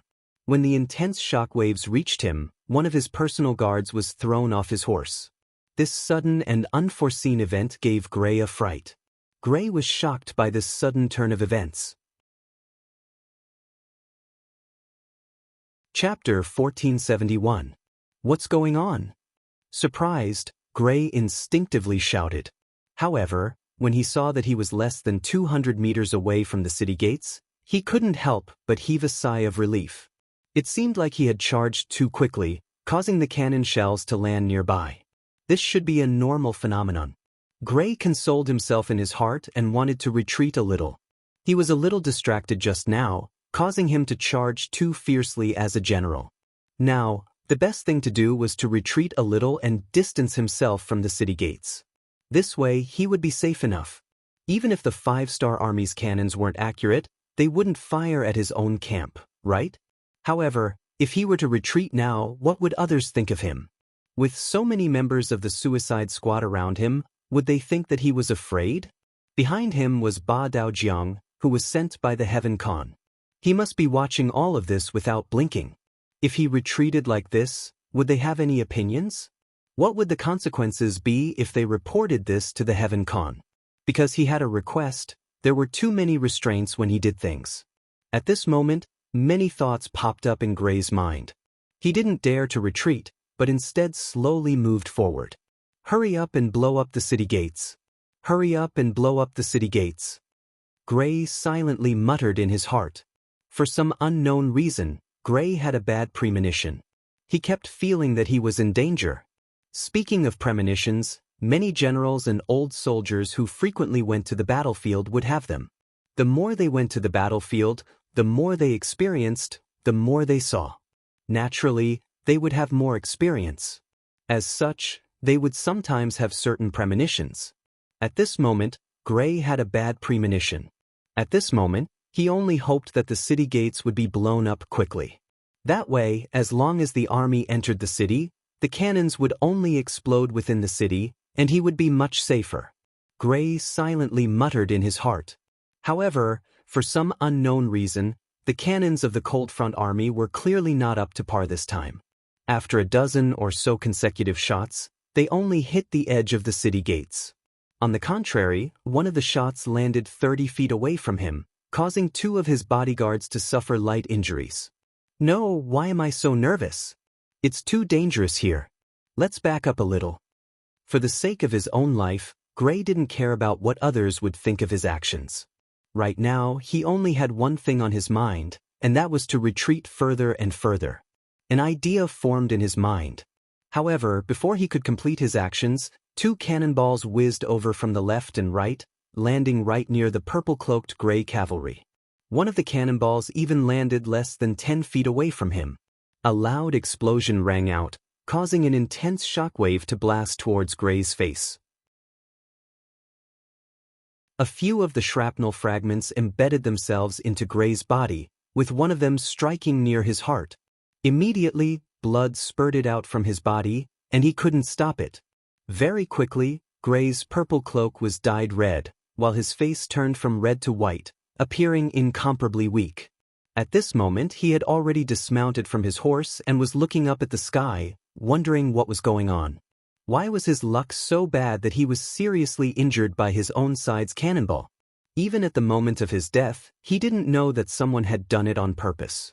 His actions had already caused intense dissatisfaction from Yang Chendong. However, after considering the thoughts of the surrendered Mongolian generals, he didn't publicly punish him. Instead, he chose to let him die on the battlefield. Within the artillery formation of the Cold Front, Commander Chai Ji saw the purple-cloaked cavalry fall through the binoculars and couldn't help but sigh in relief. He muttered, "The mission is completed. I have to thank Ba Daojiang for giving Gray that flashy purple cloak. If not, it wouldn't have been so easy to find a target on the battlefield." At the rear of the 5-star army, Ba Daojiang also saw this scene through the binoculars. When he saw Gray being sent flying from his horse, he knew that the mission was a success. However, he still put on an extremely sorrowful expression and said to Division Commander Chiao Chao, "Division Commander Chiao, I'm afraid that General Gray has met with misfortune. You are now the commander. Lead everyone to charge forward and take revenge for General Gray." Take revenge for General Gray. Barlu, Wutu, and the other Mongolian generals who were also in the middle of the army shouted in unison with a tragic expression. "Okay, I'll accept your orders." After Chiao Chao agreed, he pulled out his cavalry sword and pointed it forward. He shouted, "Everyone listen to my orders." Tens of thousands of the 5-star army and the Mongolian army charged forward. The Cold Front's 2nd Division's 1st Regiment had also, coincidentally, broken through the south gate of Rostov City. After the city gate was destroyed by a cannon, there was nothing that could stop the cavalry's charge. Just as Ba Daojiang led his men to attack Rostov City, gunfire was also erupting all over this piece of land. Sergei led his troops to attack the city of Novgorod. His target was the 40,000-strong Rossi army led by General Maxim. Division Commander Xiao Feng led his men to attack Vyatka City. Their target was the 30,000 Russian soldiers led by General Turgenev. The world's 1st Cavalry Legion and the 3rd Cavalry Legion cooperated and headed north to attack Pskov City. Their target was the 30,000 Russian soldiers led by General Vanya. As the flames of war spread everywhere, this piece of land was filled with the flames of war for more than a month. With the support of powerful firepower and the charge of the valiant cavalry, the cities of the Rossi principalities were conquered one after another. Generals and soldiers were killed. Even some of the cities that were not completely under the control of the Rossi principalities were also affected. They were conquered by the 5-star army and changed sides. In comparison, Moscow City was very quiet. Yang Chendong had already brought a portion of his men to the outskirts of the city and set up camp. He didn't look like he was in a hurry to attack. Of course, Yang Chendong was waiting. He was waiting for the main forces of the five-star army to come back. That would be the time for him to launch the final blow. However, all of this was seen by the soldiers of Moscow. They believed that the five-star army was at their wits' end. They were helpless in the face of the five-star army's ubiquitous trenches. Especially since there was a heavy downpour a few days ago, the trenches were filled with water, increasing the difficulty of clearing the trenches. The cavalry would not be able to display their might, and the infantry would need to cross the deep ditches filled with water to advance. All of these would greatly affect the strength of the Han army. As such, the Ross army would be able to easily defend the city. This result made many of the officials and nobles in the city reveal looks of satisfaction. They were even more impressed with Ivan, who came up with this idea. What son of heaven! What extremely intelligent! He said as much as he could without the slightest bit of stinginess. On the other hand, Nevsky stood in the crowd with a thoughtful expression. He had listened to Yang Chendong's words and made sufficient preparations. For example, General Peter, who was originally his clansman, had already discussed in private. If the situation became unavoidable, they would take action to protect themselves. At that time, they might become the only remaining Rossi nobles. However, the development of the situation was not as he had imagined. Because of the trenches, the Han army could not approach the city. It seemed that Yang Chendong's words were just a boast. Who cares? Nevsky shook his head. Thinking that it would not be a bad thing for him if he could defend the city, Nevsky simply threw this matter to the side. Outside Moscow, as time passed, more and more five-star army had completed their mission and were gathering outside the city. After 10 years of separation, Commander Wu Sheng finally met his master, Yang Chendong. Sixth young master. When the two met in front of the army, and because of Wu Sheng's arrival, Yang Chendong personally came out of the camp to meet him, Wu Sheng didn't salute. Instead, he fell to his knees with a plop and began to wail. A 7-foot-tall man actually cried like a child in front of so many soldiers. Not only was this not a joke, but it also caused many people to cry at the same time. If one was not a veteran of the Third Army, they would not be able to understand this feeling. 10 years ago, they had stepped out with great ambitions and lofty aspirations. 10 years later, they had experienced countless difficulties. Now, there were less than 200 old soldiers left from the original 10,000. This nearly 95% elimination rate was not something that those who had experienced it could not understand. Yang Chendong's eyes were also slightly red. He took 2 steps forward and stretched out his hand to help Wu Sheng up from the ground. He comforted him. Okay, young master, I know what happened to the Third Army. You have worked hard. Don't worry, this kind of thing will not happen again in the future. For those soldiers who died, we also have to comfort their families. We cannot let the heroes die with regrets. Thank you, sixth young master. Wu Sheng, who had already stood up, quickly saluted again. Then Chunyang Yila, Lu Dai, and the others came up and saluted. These people were the first batch to follow Yang Chendong. Many of them were still young, but now they were already middle-aged. Okay, you have worked hard. After Yang Chendong returned the salutes to each officer, he would hold their hands to comfort them and encourage them at the same time. After the officers of the Third Army, it was Tian Hu's world's first cavalry army that came up. Facing them, Yang Chendong did not have so much melancholy. He only nodded to the commander and said, "You have done well." Just these 4 words were enough to prove that the world's first cavalry army's efforts were not in vain. Tian Hu was also very excited. He saluted and said respectfully, "Teacher, good day."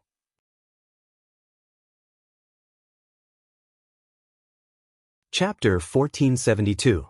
With the arrival of the First and Third Armies, which were the furthest away from the city, it could be considered a victory. Next, it was time to deal with the main forces of the Rossi army, who were hiding in their turtle shells. On the 3rd day of the 7th month, 1463 AD, the 5-star army launched an attack on the capital of the Rossi Principality, Moscow. When nearly 100 hot air balloons rose into the air, the white clouds in the sky flew toward Moscow, which was more than a dozen kilometers away. Cheers could be heard from the entire 5-star army camp. Before this, countless officers had gone to look at the deep trenches that had been filled with water. All of them had ugly expressions on their faces. In their opinion, it was extremely difficult to launch an attack in such an environment. Exhausting themselves would not bring them any benefits. But what else could they do?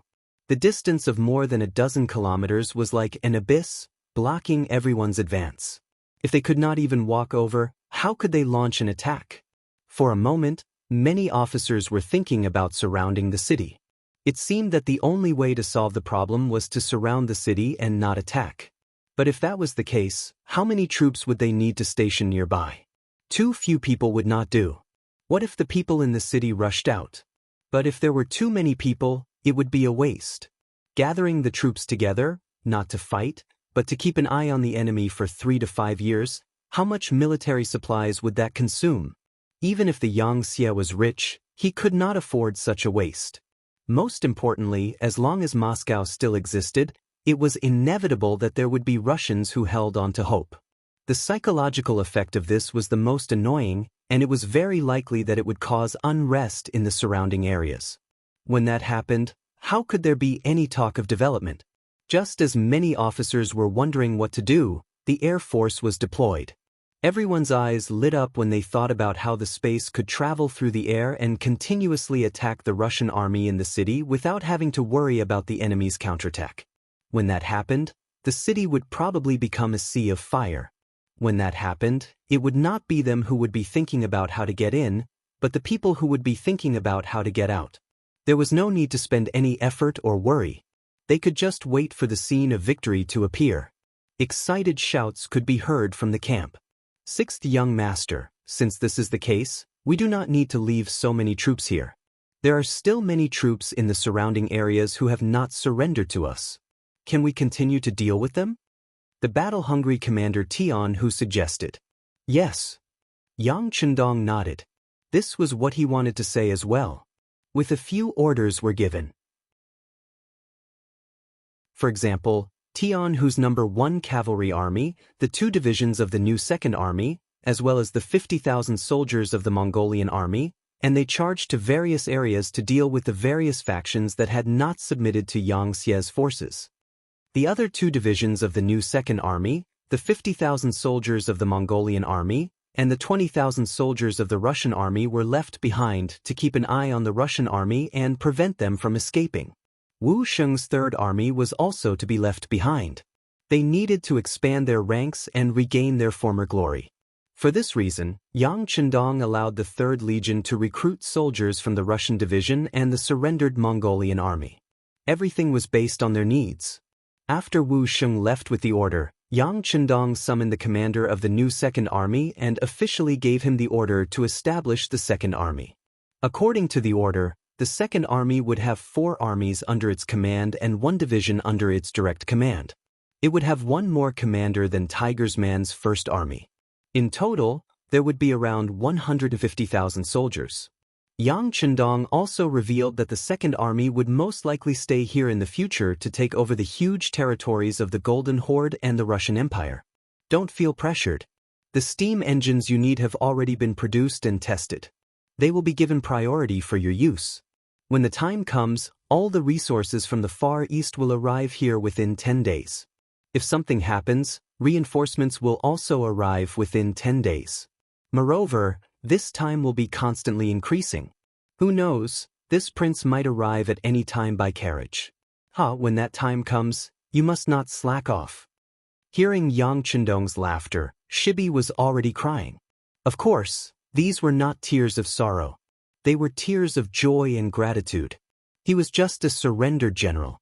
How could he be favored by Yang Chendong and promoted to commander? At that time, he had already attracted a lot of envy and jealousy. Now, he was going to be the commander of the 2nd Army. The commander of the 2nd Army was Tiger's Man. He was the person who had followed Yang Chendong the longest and was also the most trustworthy person. Now, he had become the commander after that person. Didn't this mean that in Yang Chendong's heart, he also trusted him very much? With this trust, Shibi could not stop crying. In his heart he had already decided that in this life, he would serve Yang Chendong to the best of his ability. Even if he died, he would have no regrets. Just as Yang Chendong was in the big tent, meeting with one senior military officer after another and assigning tasks to them, the Air Force had already arrived above Moscow in a hot air balloon, adjusting the direction of the wind. The sudden appearance of these white dots in the sky frightened the Russian soldiers and civilians in the city. Although the city was sealed, due to the early preparations, the law and order in the city was not chaotic. Instead, it was as orderly as usual. For them, the only difference was that they could not go out of the city. Over the years, with the continuous efforts of the Grand Duke of Blindness, the Rossi principalities had a good foundation. The so-called war was to get money and food.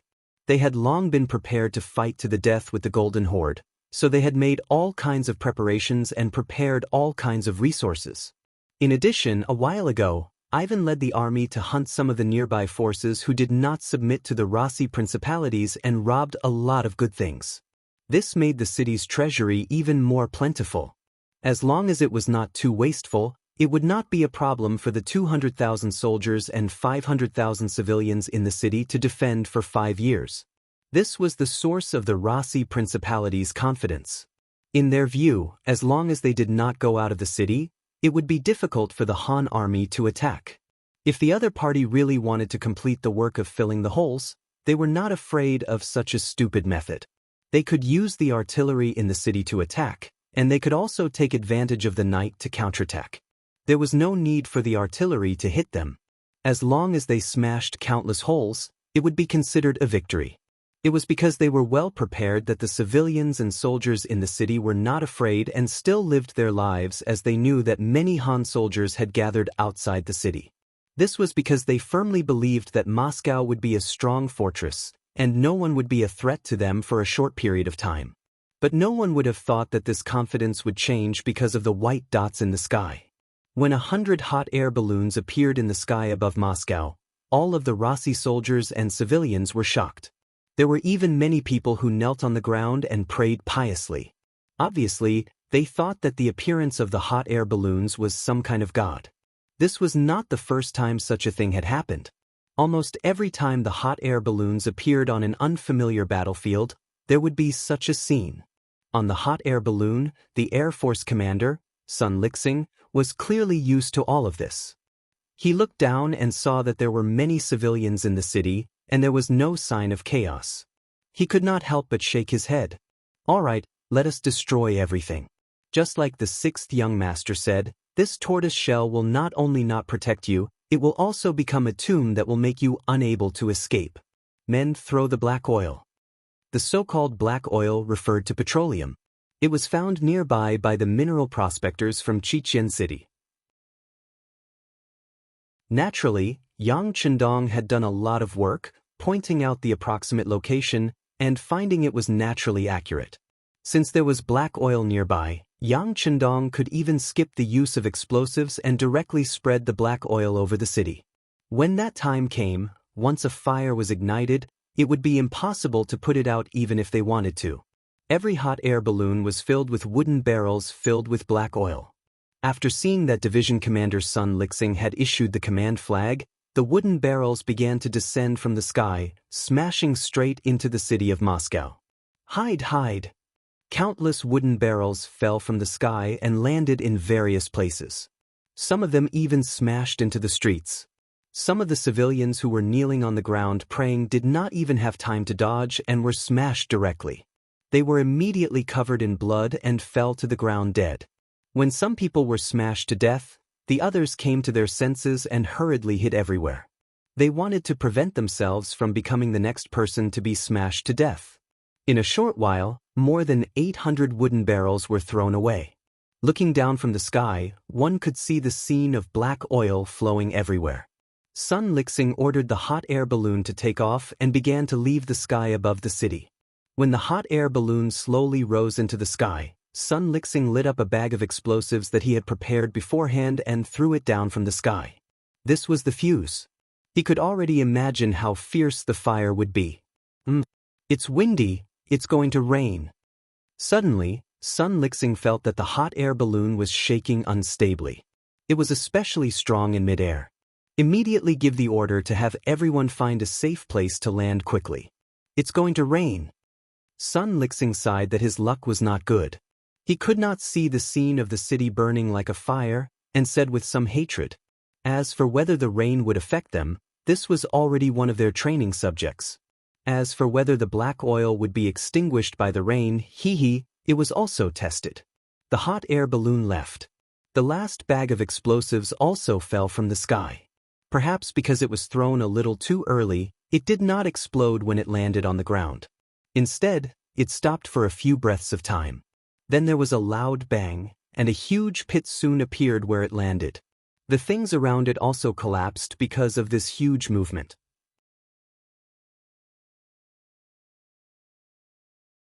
Chapter 1473. It was just a pack of explosives. No matter how powerful it was, the damage it could cause was limited. Its power lay in the fact that the sparks from the instant explosion ignited the black oil that had fallen to the ground. What followed next was a scene of fire everywhere. The raging fire blazed, creating a roasting heat as it burned rapidly. Caught off guard, or perhaps they simply didn't realize how powerful this thing was, many people were still squatting on the ground covered in black oil, observing what this thing was. A great fire ignited, instantly igniting this area, turning it into a sea of fire. Some of the soldiers and civilians who were still watching the show were accidentally stained with the black oil. At this moment, they became fuel for the fire and were instantly engulfed by the flames. They had no time to escape even if they wanted to. Quick, put out the fire. The soldiers and civilians saw the fire that had suddenly ignited, and their shouts rose and fell. Countless basins were filled with clear water, and they poured it over the black oil. However, the result was that not only did the fire not reduce, it even grew bigger. The Rossi soldiers didn't know the characteristics of the black oil, and they didn't know that water couldn't extinguish the black oil. On the contrary, it only made the fire grow bigger and bigger. The flames soared into the sky uncontrollably. Even the 5-star army camped several kilometers away could see it clearly. Many of the soldiers were terrified when they saw the flames that filled the sky. They had originally thought that the measures taken by the Rossi soldiers would give them a headache, and that they would have no choice but to give up on attacking the city. Who would have thought that Bugnam of Gojoseon would be able to ignite the fire in the city without much effort? When he thought about how the city gates were tightly shut and how there were deep trenches outside, it was the same as cutting off his escape route. If that was the case, wouldn't it be the same as spinning a cocoon around his own feet? This was really like the saying that one had lifted a rock and dropped it on one's own feet. Not good, it's raining. While the soldiers of the 5-star army were still waiting to watch the show, one of them suddenly felt something and shouted, "That's right, it's really going to rain." The Rossi soldiers in the city are really lucky. Thinking that the rain should be able to extinguish the fire, many of the soldiers sighed with a look of pity on their faces. In the city of Moscow, although water could not extinguish the fire, countless people were still trying. It seemed that they did not know what else to do. Even though the fire hadn't died down, they were still constantly carrying water.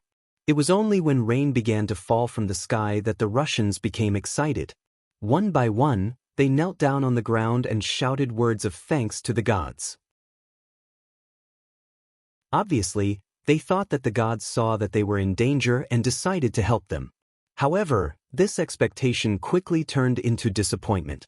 Even when the rain fell on the black oil, it was still unable to extinguish it. The fire was still burning, as if mocking their ignorance and stupidity. "It's over! It's over!" Countless civilians and soldiers sat on the ground, their faces filled with despair. They really couldn't think of any good way to extinguish the fire, so they could only let it burn and wait for the black oil to burn out. Although such a large commotion was only burning in the east of the city, it still attracted the attention of all the civilians. They all looked at it with lingering fear, their faces filled with helplessness and worry for the future. Ivan was also standing in the crowd. If one looked carefully, his expression was also very bad, even somewhat gloomy. He had calculated everything and created countless troubles so that the 5-star army would not be able to attack the city. This way, they would not be able to do anything to him. What he needed to do during this period of time was to train his soldiers.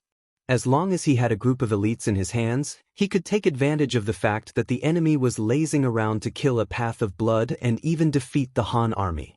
However, all of these beautiful thoughts were interrupted by the sudden appearance of the fire. Although Moscow was large enough, it would require a lot of kerosene to burn the entire city. It was not something that could be done in a day. However, if there was no way to deal with it, the morale of the soldiers would be slack and the people's hearts would become unstable. If that was the case, how could he train his elite soldiers? Even a sturdy fortress could be opened from the inside. Ivan even thought that those who surrendered would take the opportunity to jump out. If that was the case, then it would be even more terrifying than the fire. It seems that I have to hurry up. Thinking about the things that he had secretly prepared, Ivan could not help but silently mutter to himself. The fire was finally extinguished, but it was not extinguished by someone. It was a natural phenomenon after the kerosene was burned out. After the event, the fire killed around 300 people and injured several thousand people. Among them, it destroyed nearly 1,000 houses and burned all kinds of resources. This was only the first fire. If the Han army were to come every day, it could be imagined that in the long run, Moscow would collapse on its own without a single attack. The fire was extinguished and the rain stopped. The next day was another clear day. In the morning, the hot air balloon once again appeared in the sky above Moscow city. Soon after, barrels of kerosene fell from the sky. This time, the destination was not the ruined east of the city, but the west of the city. That was the place where the rich lived. The barrels still fell from the sky, and after the explosion, the fire was still fierce. Countless rich people were forced to walk out of their homes, their faces full of despair. Knowing that water couldn't be extinguished, all they could do was watch everything happen from afar. This feeling of not being able to do anything made them feel helpless. Nevsky also stood in the crowd, watching the scene of the raging fire. He quickly made a decision in his heart. Although his house was in the city center and not in the west of the city, and these two fires did not cause any losses to him, no one knew where the hot air balloon would burn the fire tomorrow. When he thought of the ancestral property that was obtained through the struggle of several generations, if he could not protect it, then he would be useless. When he thought of the many years of effort that he had put in would also be wasted, he could no longer remain calm. He knew that he had to do something. In his mind, he could not help but think of the last few words that Yang Chendong said to him. He seemed to have found a direction in life. Under the two fires, everyone in Moscow city was in danger. The people who had been burned by the fire were already in despair. Those who had not been burned by the fire were trembling with fear. No one knew what kind of luck they would have the next day. While everyone was panicking, Nevsky came to the house of the Supreme General Peter. As members of the same family, they had a common ancestor. They were connected by blood and supported each other. In order to protect their own interests, they needed to work together from time to time to do some big things. This time, Nevsky came to do something big, and that was to persuade Peter to revolt on the battlefield. Although there was no such word at that time, this was what they had done. As one of the three great generals of the Rus Duchy, Peter was not angry. His years of leading troops made him develop the aura of a superior. When he saw Nevikov's visit, he frowned. Obviously, he had guessed a possibility. Then, he sighed and sat there without saying a word. When he entered the hall, Nevsky had been paying attention to Peter's reaction. When he saw Peter sigh heavily, his heart was filled with joy. He did not believe that Peter did not know what he was here for, because he had already leaked some information in advance. After probing many times, Peter had rejected him righteously. But this time, before he could speak, Peter had already sighed and lowered his head. Didn't this mean that Peter's will was shaken? Peter was a general in the army, and he had the authority to command 50,000 cavalrymen. If he could persuade Peter, it would be a great help to the next step of the plan. On the other hand, without Peter's support, even if he could get the help of other nobles, the amount of troops they could gather would be limited. It would be as difficult as ascending to the heavens to turn the tables in the city. Nevsky slowly sat down in front of Peter. He did not immediately get down to business. Instead, he sighed and said, "I have heard about your situation. Your family must have suffered heavy losses.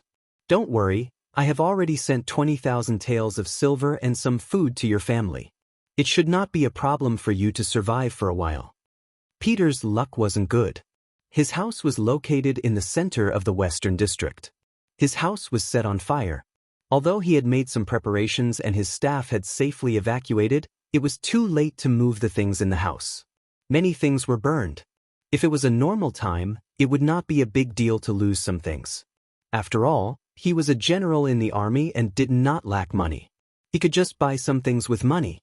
But now that Moscow had been sealed off, everything was limited. Even if you had money, you couldn't buy it. In this situation, sending some food was like sending charcoal in the snow. It could save lives, so Peter had to accept this favor. Thank you. Peter slowly raised his head and thanked Nevikov. "We are all connected by blood. There's no need to be so courteous." Nekov chuckled. But then his face slowly sank. "But this is not the solution. What if the next thing is burned? What should we do? This kind of passive defense is not a long-term solution." How could Peter not know that these words were reasonable? But what could he do? Was there really going to be a rebellion? It was very difficult for him to betray the blind Grand Duke. After all, he was where he was today because of the blind Grand Duke. Chapter 1474.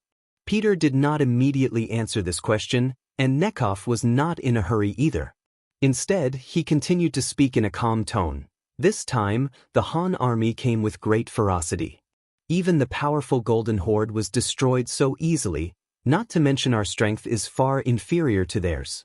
Originally, we thought that with the protection of the trenches outside the city, the Han army would not be able to do anything to us.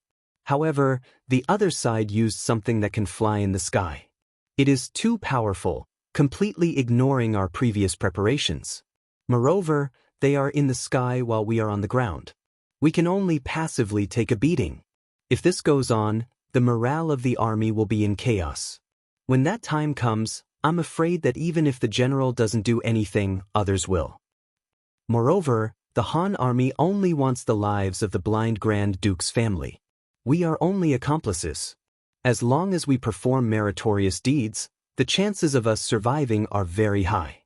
As the saying goes, every man for himself, and the heavens take the hindmost. Even if the general does not think for himself, you should think for our family. You should also think for the general's family. The general's daughter is only 4 years old and is very cute. If she is buried with some people, wouldn't it be too much of a pity? Enough. Peter finally spoke, interrupting Nekov's words. It was clear that he had already heard these words.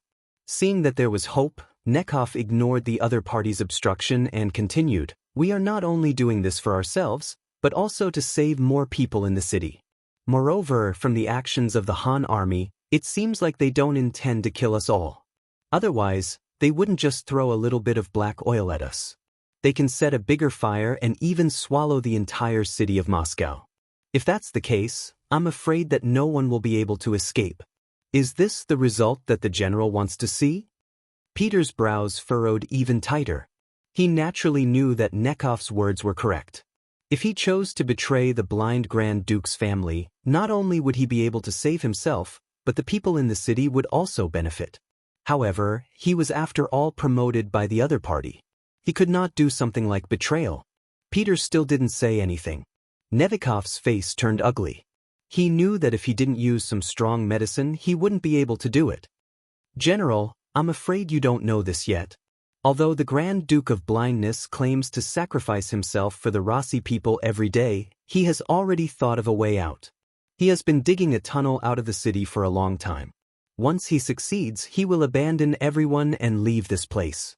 When that happens, we will be the ones to die." This was the first time Peter had heard of this matter. Upon hearing this, he abruptly raised his head. Is there such a thing? Of course, this was done by Ivan and his personal guards. This was also told to me by one of his guards. How could it be false? Nekhov patted his chest and said righteously.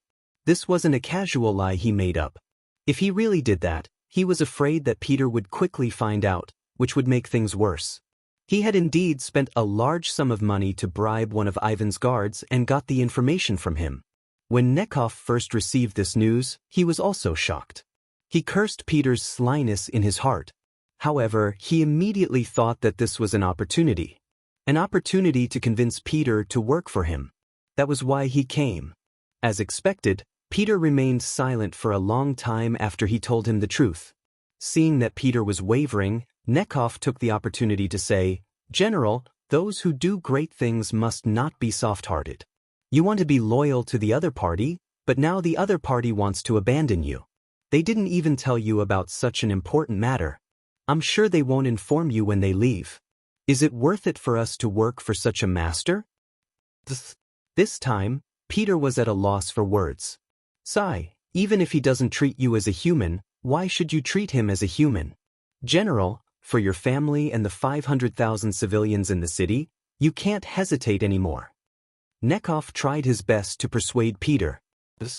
All right, but I need to investigate this matter first. If it is true, I will contact you. The feeling of being abandoned finally made Peter waver. The only difference was that he still needed to investigate this matter. With his connections in the military, it wouldn't be difficult for him to figure out the truth of the matter now that there was a direction for the matter. Oh right, the tunnel is near the north gate where Ivan is guarding. Nekhov knew that the matter was almost done. He immediately revealed the location of the tunnel. This time, Peter didn't say anything. He nodded heavily. It was obvious that he had thought about what to do next. Not long after Nekhov left, a few of Peter's trusted soldiers followed him out. They were heading towards the north gate. Not long after, a few of them rushed back before the sky turned dark. It was obvious that they had gotten some information. Although it wasn't specific, it was enough to know if it was true or not. Ivan was currently in his courtyard in the city, listening to his men's report. They were talking about Peter's trusted men coming to the north gate to observe the defense. What are they doing here? Ivan frowned and asked. They said that they are here to learn under General Peter's orders. The captain straightened his body and replied. Learn? They didn't learn before. What are they learning now? Ivan had a bad premonition at this moment. General Peter is still trustworthy. The captain said hesitantly. No. The most trustworthy person in this world is himself. Ivan shook his head. He was a person who didn't trust others easily. As long as there was a trace of abnormality, he would ask why. Otherwise, he wouldn't be able to sleep peacefully. Could it be that he sensed something? That's impossible. The ones who dug the tunnel are the young master's personal guards. They should be loyal and wouldn't casually leak the news. The captain shook his head and said with a confident tone, Loyal? Ivan gave a wry smile after hearing that. If they were in a strong position, they would naturally not suspect these people who had followed them for many years. However, the current situation was that danger was approaching at any time. At this time, no one could be trusted, and anyone could betray them and become their enemy. Ivan, who didn't trust anyone and couldn't trust anyone, shook his head. This matter isn't right. How about this? Immediately order people to keep an eye on Peter's mansion. I need to know his every move. Also, assign a group of people to wait outside the mansion.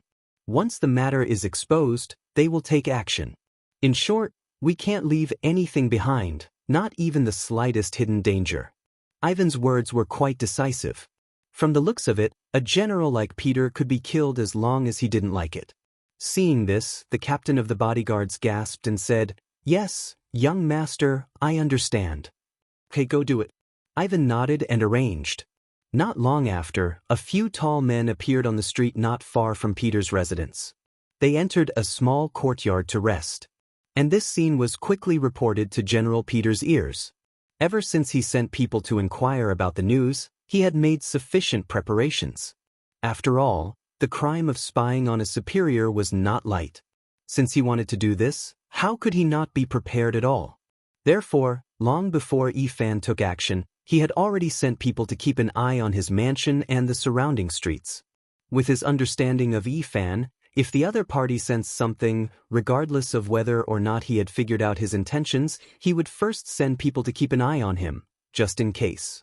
When the people below reported the situation to Peter, his expression was calm, but his heart was incomparably turbulent. Sure enough, he was still suspected. Could it be that it was so difficult to be a loyal subject? With Ivan's temperament, after this matter, the relationship between the two would not be as seamless as before. If there was a chance, the other party would even get rid of him. Speaking of tough means, this Ivan was much more powerful than his father, the Grand Duke of Blindness. Forget it if that's the case, he is forcing me. At this moment, Peter had made some kind of decision. He slowly got up and went straight to the study. Half an hour later, several servants in the mansion who were in charge of buying and selling tomorrow's food walked out of the courtyard. For these servants, the people sent by Ivan who were in charge of keeping an eye on them did not intend to give up. They arranged for 2 soldiers to quietly follow them. Originally, the captain of Ivan's guards thought that he had already attached great importance to these servants, but he did not know that Peter was in disguise among them. When the group of people walked to a dark corner, his figure flashed and disappeared from the team.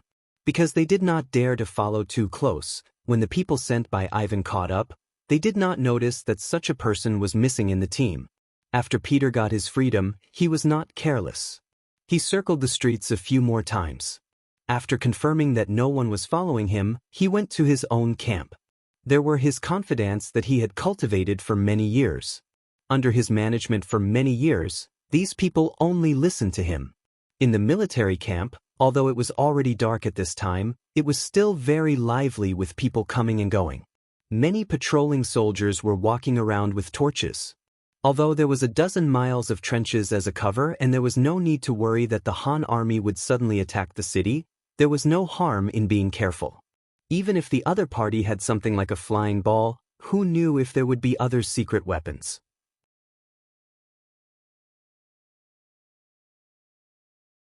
Chapter 1475. When Peter arrived outside the barracks dressed as a servant, several soldiers quickly came forward to interrogate him. When they saw that the person who came was the Supreme General, they were all confused. Peter waved his hand rudely and said to several confidants who had already learned of his arrival, "Keep an eye on these people, as long as they don't act rashly, don't make things difficult for them." The matter of him coming to the barracks must not be spread out. He doesn't trust these patrolling soldiers. Although several confidants were a little puzzled after listening, but since it was the Supreme General's order, they should carry it out without any discount. At that moment, the small group of soldiers unarmed and temporarily watched over them. For Peter, this is nothing more than a trivial matter. At this time, he has stepped into the main tent and secretly met with his confidants here. Although the matter of the black fire released by the flying ball has not yet spread to the barracks, all the soldiers know about it, and they are all at a loss. They don't know what kind of fate is waiting for them. Will they be burned to death by the black fire one day? The arrival of Peter undoubtedly brought hope to everyone. At least let them understand that there is something to do. Peter didn't have the slightest intention to hide from his confidants. He told them about the tunnel he obtained, and then said that because he knows too much, he has been targeted and may even be killed at any time. Those who can come to the tent are all Peter's confidants. It can be said that everyone is bound together for good or ill. If something happens to Peter, it can be imagined that their positions will not be guaranteed. Therefore, everyone can be said to be angry. They accused Ivan of disregarding the righteousness and sneaking away secretly, and at the same time, they also complained about the general's experience. "General, if we can't do it, let's rebel." A 10,000-man general named Sidney took the initiative to stand up. Although his voice was not loud, his attitude was very clear. "Yes, General, let's rebel." The other generals also woke up. At this time, they all thought of something and said in unison, "Good." To be honest, the Han army has contacted this general before. As long as we are willing to surrender, our lives can be saved. As long as we bring out a part of the property, we can also keep a part of it. Peter nodded with satisfaction and threw out a bait to everyone. the so-called property could be brought out of the country. This was a very plausible explanation. Perhaps the little generals in the army did not have much wealth, but in times of chaos, they could rob. Once he got his hands on it, everything would be his. Moreover, Peter had already hinted to them that as long as they could keep a portion of the property they brought out, wouldn't that mean that the good things they snatched this time could be considered their own private property? Even if they turned in some of the good things, the remaining value would be much higher than their own value. The young generals who understood this sentence immediately rubbed their palms together, their faces filled with excitement. Everyone's enthusiasm was aroused, and Peter smiled with satisfaction. If you want the army to listen to you, you have to give them some benefits. Otherwise, why would they work for you? Not to mention that they were dealing with Ivan, the blind archduke who had ruled them for many years. However, it was different with benefits. The Grand Duke of Blindness was nothing more than a synonym for wealth in the eyes of these people. However, robbing was robbing, and there were some things that had to be made clear. At the very least, they could not cause the Han army to be unhappy because of robbing. Everyone remember, you can't rob the things in the palace. Not only that, we have to keep an eye on him. Those things are left for the Han people. Well, the generals were puzzled at first, but when they came back to their senses, they quickly nodded. They could drink soup, but the Han army must eat meat. Otherwise, they would not even be able to drink soup. This was Peter's political wisdom. As the saying goes, it is better to be happy together than to be happy alone. Sometimes, being a little brother is very comfortable. If you don't have the strength to be the big brother, then you will really be a bird that sticks out. Peter's words made everyone come to a realization, and they were still very happy. As the capital of the Rus Principality, Moscow could be said to be the economic, political, and cultural center of the entire force. More than 70% of the country's rich were gathered here. Even if they could not touch the national treasury, there were still many things in the hands of others that could be robbed. With these words, everyone saw a goal, and all the generals rubbed their palms in excitement. It looked like they were just waiting for General Peter's order. This was exactly what Peter wanted. His method of controlling them was very simple, and that was to enjoy the blessings together, so that they could face the difficulties together. This time, he had to deal with the blind Grand Duke and the one who was said to be a rare genius, Ivan. He had no choice but to do everything carefully. Even so, he did not dare to guarantee that he would win. If the situation had not reached a critical point, he would not have taken such a risk. Of course, there were 200,000 soldiers in the city, and he could not rely on himself. Although he was not sure if he could find helpers, at least he could not let some people ruin his plans. With a rough plan in his heart, Peter began to give orders to the generals, giving them a target to attack. In less than an hour, all the generals were clear about their mission and left the tent. They still needed a certain amount of time to convince the soldiers below to act in concert with them. No matter what the reason was, the next thing was equivalent to a rebellion. Once the people were not united, the possibility of success would be greatly reduced. For this reason, Peter set the time to take action in the middle of the night. That was when the army's defense was the most lax, and there would be enough time for the generals below to arrange everything. Peter himself took advantage of this short period of time to take out the two items on his body, namely his saber and jade pendant. These two items had been with him for many years and never left his side. After taking out these two items, which were enough to win the trust of others, he called over several of the most trustworthy guards in the army and had them take these items to Supreme Generals Boris and Sergei, asking them to meet him in his own residence. After doing these things, Peter once again changed into the mansion's servant clothes and returned to the mansion. On the way, he successfully met up with the mansion servants who were taking food, and then returned to the mansion without anyone noticing. After this series of actions, the people that Fan sent to follow them didn't notice too much. Perhaps they never thought that the servants who left the mansion could play any tricks, so they didn't take it seriously. They only followed from afar and didn't even count the number of people. Peter was able to return to the mansion. At this time, there was still about an hour before midnight. At this moment, Ivan was still leading a group of trusted aides who he thought he could trust to continue digging the tunnel. It must be said that the progress of this work wasn't very fast. Because of the cover-up, just the work of taking out the soil and sending it out took a lot of time. But under Ivan's personal supervision and urging, the tunnel was about to be completed. Perhaps it would be completed in 3 days. At that time, Ivan would bring out his ambitious and ruthless character, abandon everything now, and leave this place. While Ivan was constantly urging everyone to speed up, Boris and Sergei each brought 4 guards to Peter's mansion.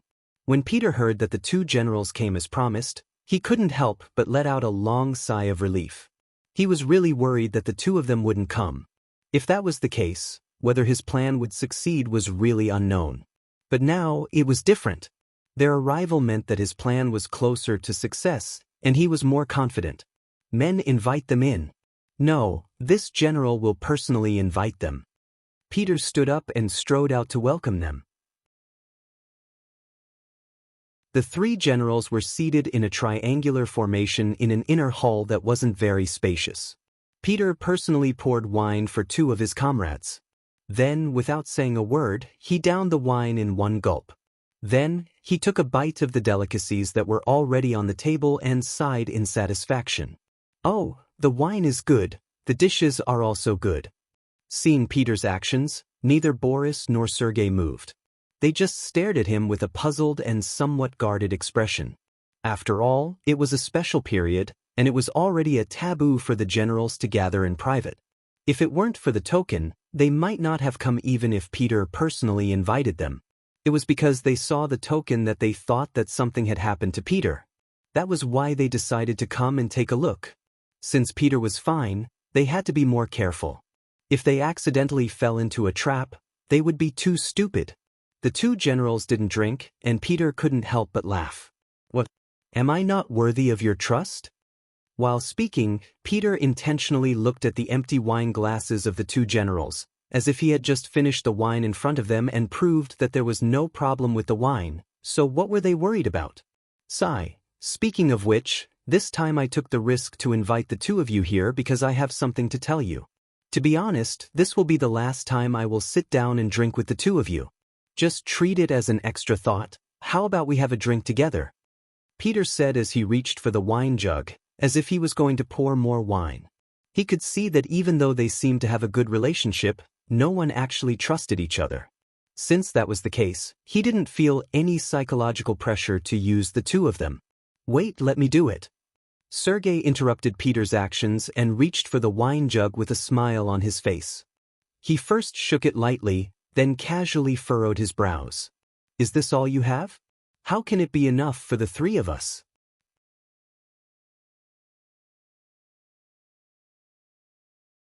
Chapter 1476.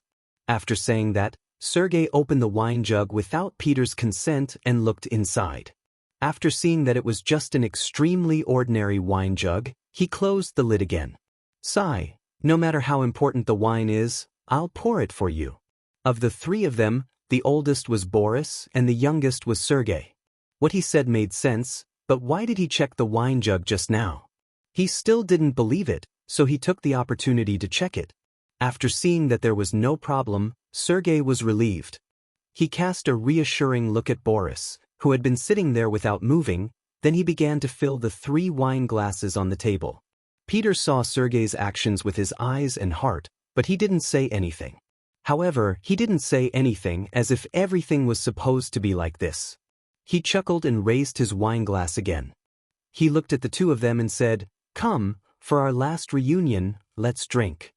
Clang. The 3 wine glasses collided together, and everyone drank it in 1 gulp. After drinking the wine, Boris and Sergei's eyes fell on Peter again. Obviously, they wanted an explanation at this time. Peter was already prepared for this. He first let out a long sigh, then slowly said, "To tell you the truth, I can't even protect myself now. Someone is targeting me." Boris and Sergei let out a sound of surprise, but their expressions didn't change much. Obviously, they had thought of a possibility before coming. Otherwise, why would Peter send his personal keepsake to them? But even so, the 2 weren't nervous. First, they didn't do anything wrong, and second, They didn't believe that the Grand Duke of Blindness or Ivan would casually touch them. Especially when Peter was about to be dealt with, the people in the army must be unstable, so their position should be safer. It's just that although they believed that they would be fine, they were still very curious about what caused Peter to do this. In a sense, the three of them were all in the same situation. They were all generals trusted by the Grand Duke of Blindness and given military power. Peter saw the performance of the two, and he sneered in his heart. Sure enough, their performance did not exceed his expectations. Sure enough, it was like this. Don't look at how they usually had a good relationship, as if they would advance and retreat together no matter what happened. However, when one of them really got into trouble, the so-called unity of heart would become problematic. The other two would also not sacrifice their entire family's lives and their own political future for one of them. This was also good. When Peter did what he wanted to do next, he wouldn't have to worry so much. If he still had some guilt in his heart just now, then he had completely let it go and let it go.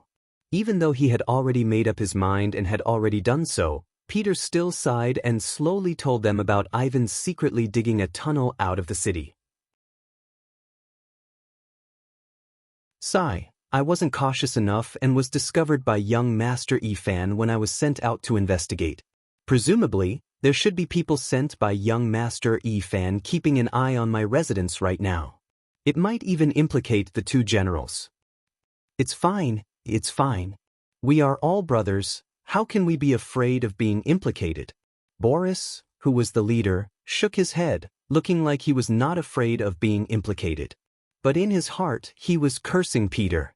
This person told him such a secret, so he couldn't retreat from this whirlpool even if he wanted to. But on the other hand, compared to getting himself into trouble, knowing about young Master Ifan's plan was more important.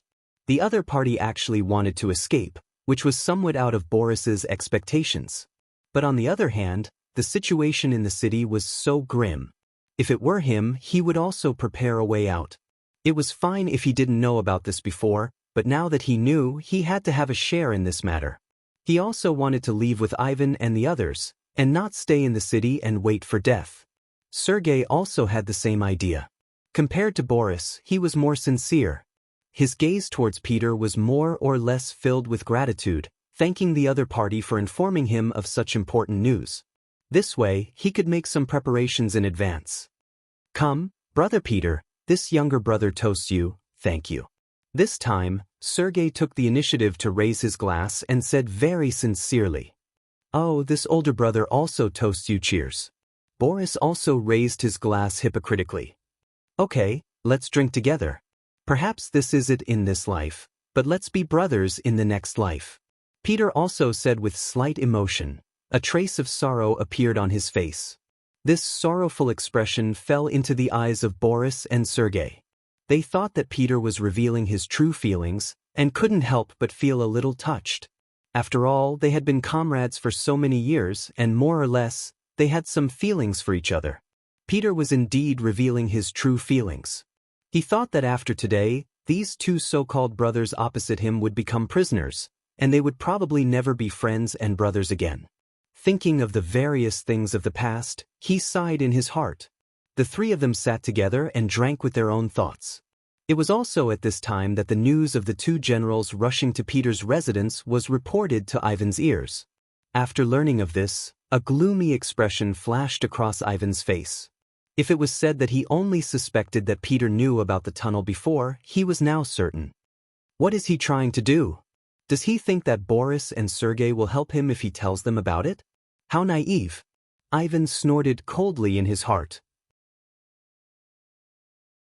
In the past, he had always heard from his father-in-law that Peter was a talented person and how powerful he was, but now it seemed that it was nothing more than that.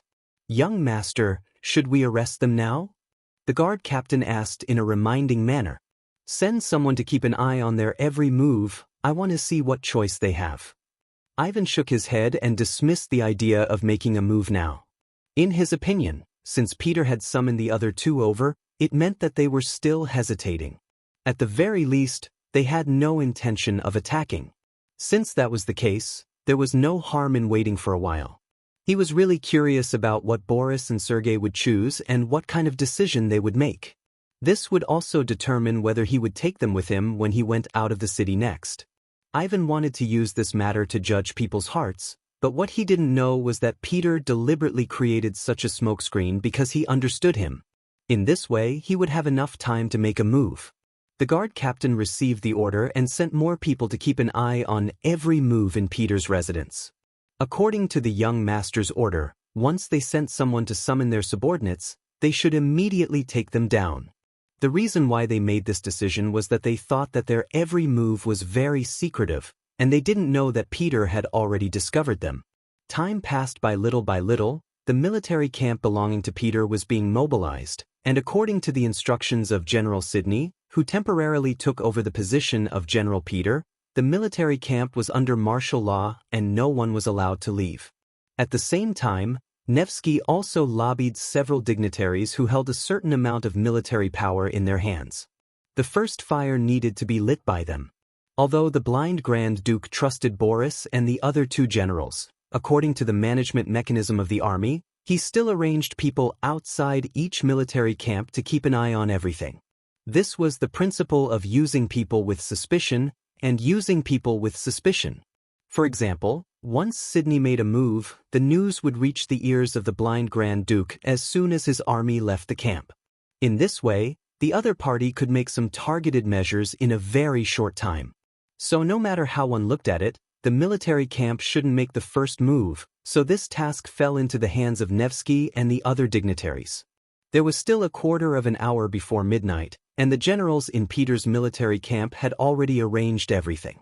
Most of the soldiers in the army had already made up their minds, and there were also some who were extremely loyal to the blind Grand Duke, but they had been put under house arrest. The generals who had arranged everything were standing at the inner gate of the military camp, waiting for the attack signal. It was only a quarter of an hour, and the waiting would soon pass. Finally, under everyone's expectations, a huge fire suddenly ignited in the direction of the palace in Moscow. The monstrous fire could be seen very clearly from afar. They succeeded. Come, inform the whole army to attack. Sidney was riding on a strong horse.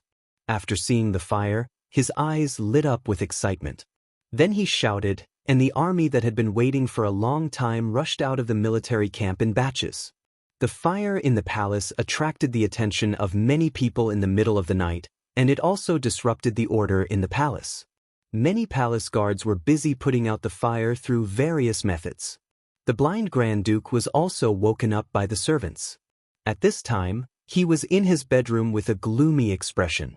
When the external enemy suppressed too much, internal strife was easy to breed. This was a historical rule. In this regard, the blind Grand Duke was already prepared. He sent out countless spies, trying to keep an eye on the places where the people lived in groups in the city. In case something happened, he would suppress it immediately. It was just that the Grand Duke of Blindness never thought that the first fire would burn in his palace. From the looks of it, it was definitely not the work of ordinary people. They did not have such great power. The one who did it must be an important minister, a general, or a noble. You can't hold it in anymore? Thinking that it was actually those people with high status who couldn't help but make the first move, the blind Grand Duke was disappointed. But at the same time, he secretly swore that no matter who did it this time, he would make the other party pay the heaviest price. He wanted to use this matter to remind the other dignitaries that if they dared to have other thoughts, their end would be very miserable. At this time, what they should do was to help each other in the same boat and overcome the difficulties together.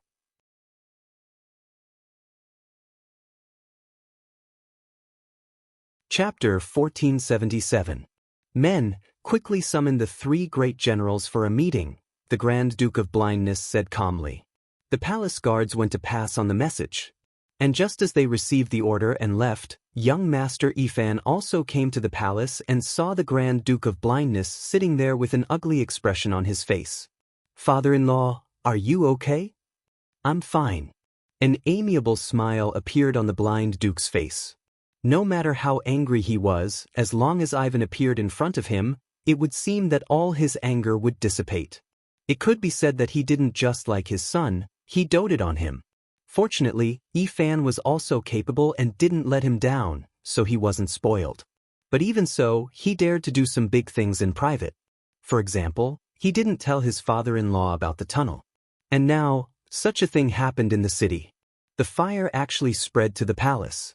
Ifan certainly knew that some people in power couldn't help but take action.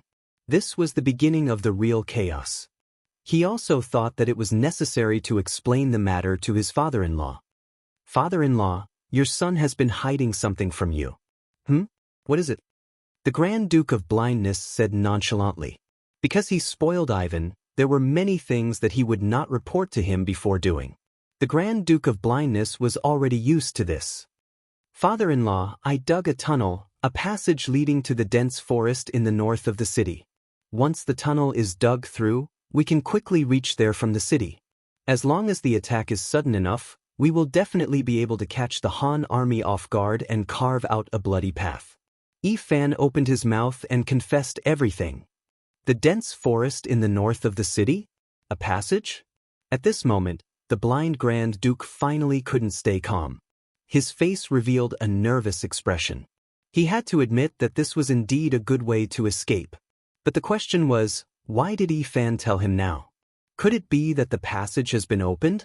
With doubts, before the blind Grand Duke could speak, Ifan continued, "It's just that, I don't know why this matter was leaked. It was actually known by Great General Peter.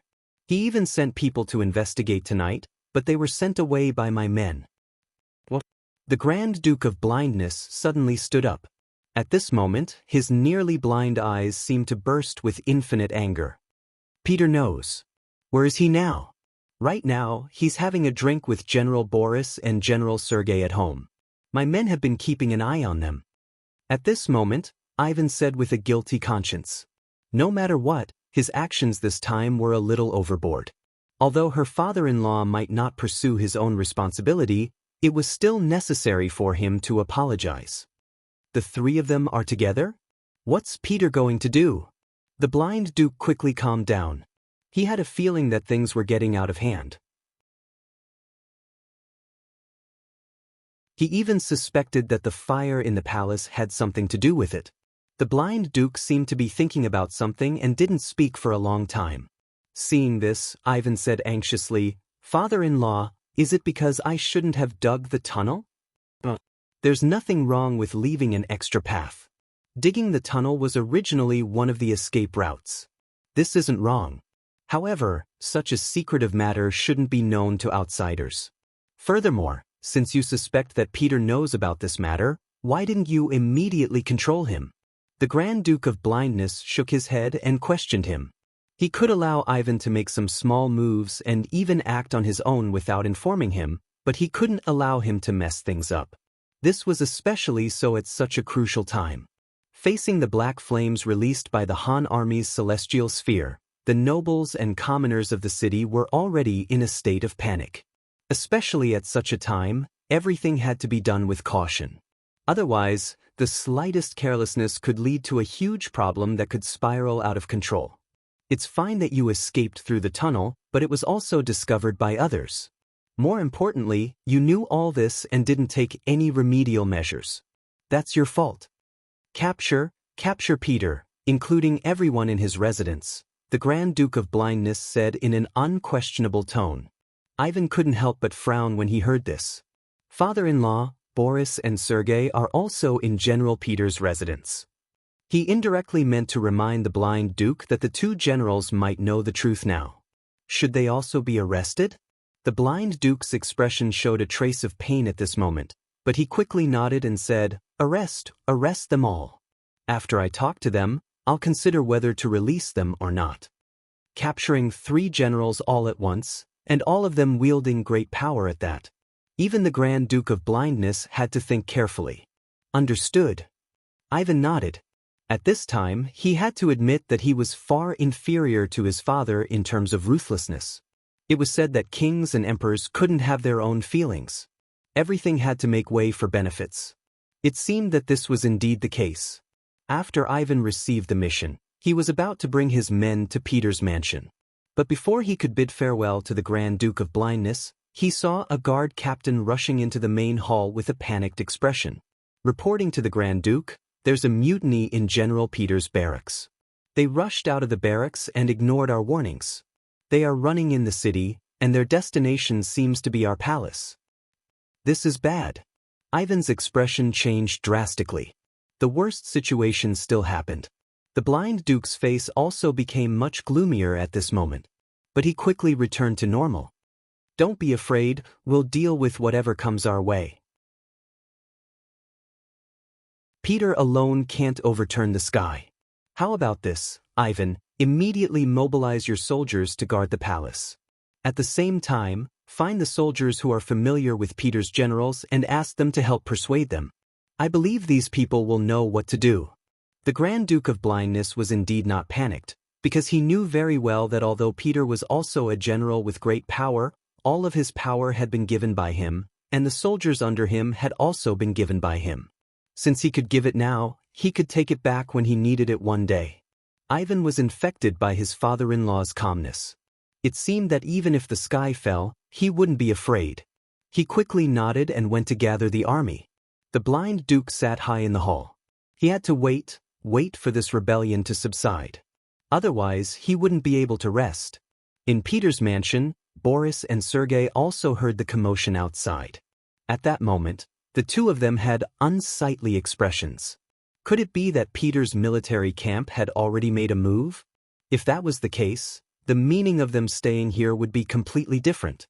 If they stayed here, would it make people think that they were already accomplices? If that was the case, based on their understanding of the Grand Duke of Blindness, it would be impossible for them to stay out of this matter. On the other hand, Peter was drinking contentedly, not caring that Boris and Sergei wanted to eat him. Of course, the reason why he could be so calm was all because of the 8 murderous guards in the room. With these guards in hand, Peter wasn't afraid that some people would use force on him. Even if he couldn't use force, he wasn't afraid at all with just his mouth. At this moment, the more Peter didn't seem to care, the angrier Boris became. He felt that he was being used. As for Sergei, he couldn't hide his emotions and directly asked, "Peter, what do you want? Are you trying to drag us into a rebellion with you?" Such a shout finally shocked Peter. He also put down his wine glass, slowly raised his head, and looked at Sergei. "How can this be called a rebellion? This is looking for a way out. Or do you think that under the attack of the Han army, the blind Duke's regime can still be maintained and developed?" You do.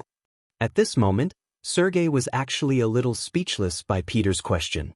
That's right, in the face of the black water that was simply impossible to guard against, and even impossible to guard against, they were completely powerless to resist, and could only passively wait for the black water to burn. If they were lucky, they might be able to live for a few more days, but once the place where the provisions were stored was burned, then chaos in the city was inevitable. If that was the case, in the situation where everyone wanted to live, who would care about who the blind Duke was? As for what he said, no one would listen to him. Sergei shut his mouth, and his face turned red. Boris finally spoke up. "Peter, even if that's the case, we should think of other methods, such as breaking out of the encirclement. After all, we have an army of 200,000 soldiers and plenty of firearms and cannons. If we bring them out, we might be able to carve out a path of blood." This time, Peter didn't speak out against it. Instead, he nodded in agreement. That's right. However, he did not know if General Boris had thought about the possibility of breaking out of the encirclement. Even if we break out, we still need someone to charge and cover the rear. If that's the case, how many of us can survive? I don't want to gamble on my luck. If I'm arranged to charge or cover the rear, I'm afraid it'll be too late to do anything.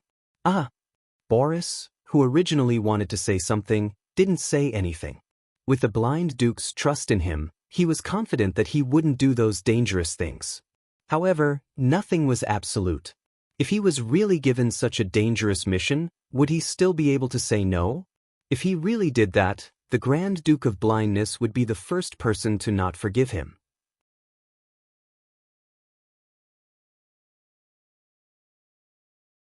Chapter 1478. Thinking that this possibility was not impossible, Boris's face became a little ugly. Even he couldn't guarantee that he would be safe, let alone Peter and Sergei, whose status in the heart of the Grand Duke of Blindness was far inferior to him. It was no wonder that they would have such thoughts and actions. But no matter what, Boris still didn't want to do something like rebellion. After all, the Grand Duke of Blindness had treated him well over the years. He couldn't do something like betraying his benefactor. But how was he going to say it? As long as he said this, wouldn't it prove that he wasn't on the same side as them? If this was the case, then he didn't have to do anything next. Peter would let his guards kill him. Don't doubt if Peter dared to do this. He even dared to rebel. What else wouldn't he dare to do? The two of them suddenly stopped talking. Peter's face had a little more smile. He knew that he had only convinced the two of them initially, but it was still far from being able to do big things with them. So he changed his tone and said, "Brothers, now that things have come to this, I have no choice but to do this. And you are now in my mansion, so it is absolutely impossible to stay out of this.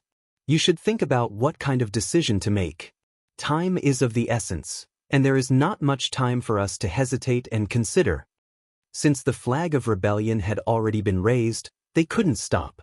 Otherwise, they would be handing their lives over to others. Peter would never do such a foolish thing.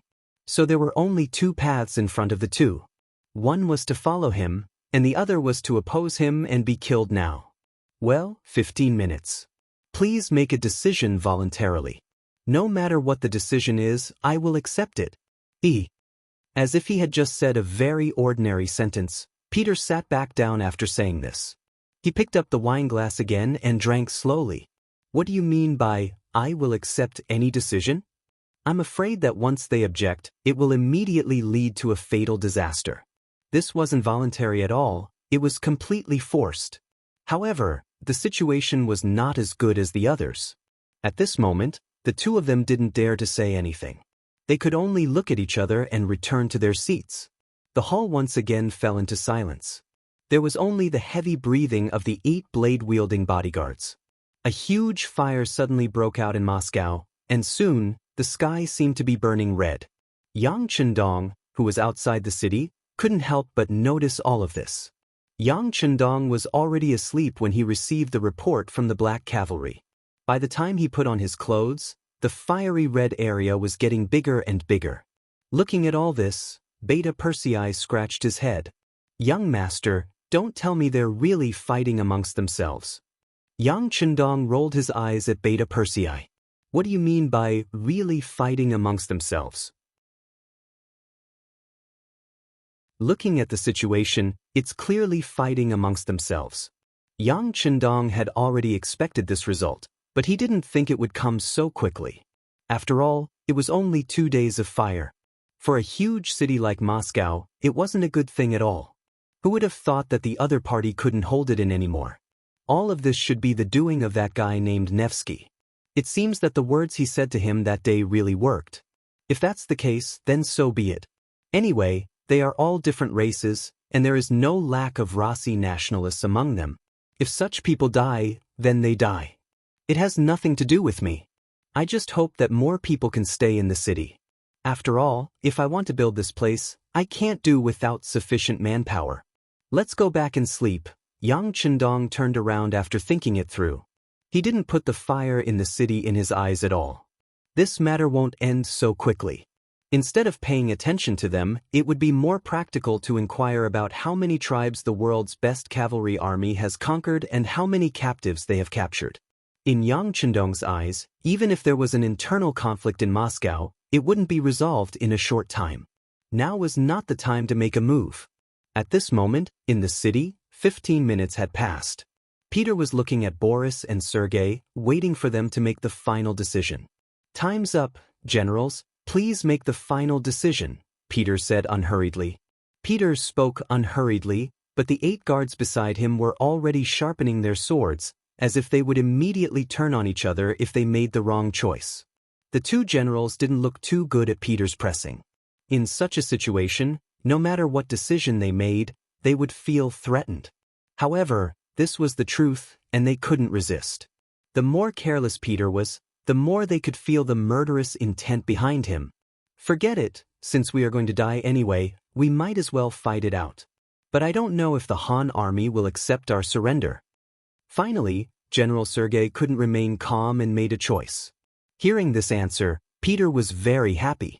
Brother Xie, don't worry, the Han army has already contacted us.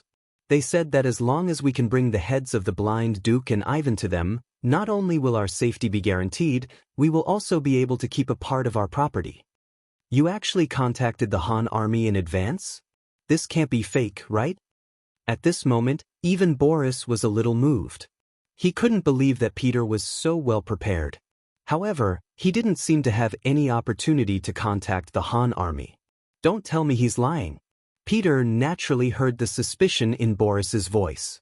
He knew that if he didn't explain things clearly, he wouldn't be able to convince the two of them.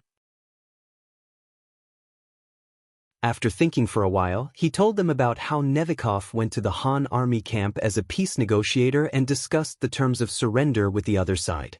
So it's like that? Hearing that it was done by Nikev, Boris really believed it. According to his understanding, Nikev was definitely capable of doing such a thing. He was living under someone else's roof, and he was so well prepared. Considering that the blind Duke had prepared an escape route without informing him, the choice he should make was very clear. He didn't seem to have any other choice. Okay, if that's the case, I will listen to General Peter. Boris finally nodded. At this moment, Peter couldn't help but breathe a sigh of relief. He was really afraid of making a move against the #1 general of the Ross Duchy. The other party's influence in the army was too great. If he couldn't be friends, then he could only be killed. He definitely couldn't be an enemy. Fortunately, he didn't disappoint and convince the other party. Overjoyed, Peter nodded to the personal guard beside him. Very quickly, someone brought over a pen and paper. In front of the two generals, Peter drafted an agreement in triplicate with the signatures and fingerprints of the three generals on it. In the Ross Duchy, the effect of a contract was still very strong. If someone violated it, then they would lose their credibility and would no longer be trusted by others. With this, Peter finally felt relieved. Then, the three generals could finally sit down calmly and discuss how to rebel. This result was somewhat out of Peter's expectations. Originally, the three of them wouldn't have any cooperation, and he was even prepared to take action. He didn't expect that they would actually choose to rebel with him. This was something he didn't even dare to think about before. He didn't know that everyone had a desire to live. Moreover, this time, Ivan didn't inform them about the tunnel. This was enough to prove that when Ivan really wanted to leave, he might not necessarily bring them along. Since Ivan had already abandoned them, why should they stick their hot face to some cold ass? In any case, the three generals sat down together and quickly came up with a plan. Time waits for no one. The situation outside was getting more and more chaotic. Who knew what would happen as time passed? Moreover, the blind Duke ruled the Rossi duchies. How could he be so easy to deal with? How could they not defeat him quickly? Accidents could happen at any time. In less than half an hour, the two generals left Peter's mansion. On the street, they saw the corpses on the ground. Judging from the clothes of those people, they should be the soldiers under Ivan. These people were obviously killed by Peter's soldiers. The civil war had already begun. Under Peter's arrangements, the troops sent by Ivan to capture the three generals were all intercepted outside the mansion. This also indicated that the conflict would escalate. If they didn't fight to the death, it would be impossible to stop the war, and there would be no result. At this time, outside the palace, the sounds of killing were also incessant. West Delhi led a group of soldiers to launch fierce attacks again and again. It was just that the palace had long been on guard against outsiders, and the defense of the palace was so tight that it wasn't easy to take it down. In this terrain that was easy to defend and difficult to attack, Ivan's army had also been mobilized. Together with the palace guards, they put a lot of pressure on West Delhi, and the latter's casualties began to increase. "General, this won't do. The city walls are high and the arrows are sharp. Thousands of our brothers have already died." Seeing wave after wave of soldiers charging forward and then falling down in groups, and seeing their comrades who were talking to them a moment ago turn into corpses, many of the young generals had anxious looks on their faces. There were even some who began to waver in their hearts. They were already considering whether what they were doing was right or wrong. Right now, they were only facing Ivan's army and the palace guards. Once Boris and Sergei's armies joined in and began to surround them, the final result would most likely be defeat and death. As a rebel, one didn't even need to think to know what the consequences would be. We can't retreat. We have to believe in the general. West Delhi shook his head firmly as the commander of the front line. However, the look of anticipation in his eyes from time to time betrayed his heart. He believed in General Peter, but how long had it been? Why didn't the general show up?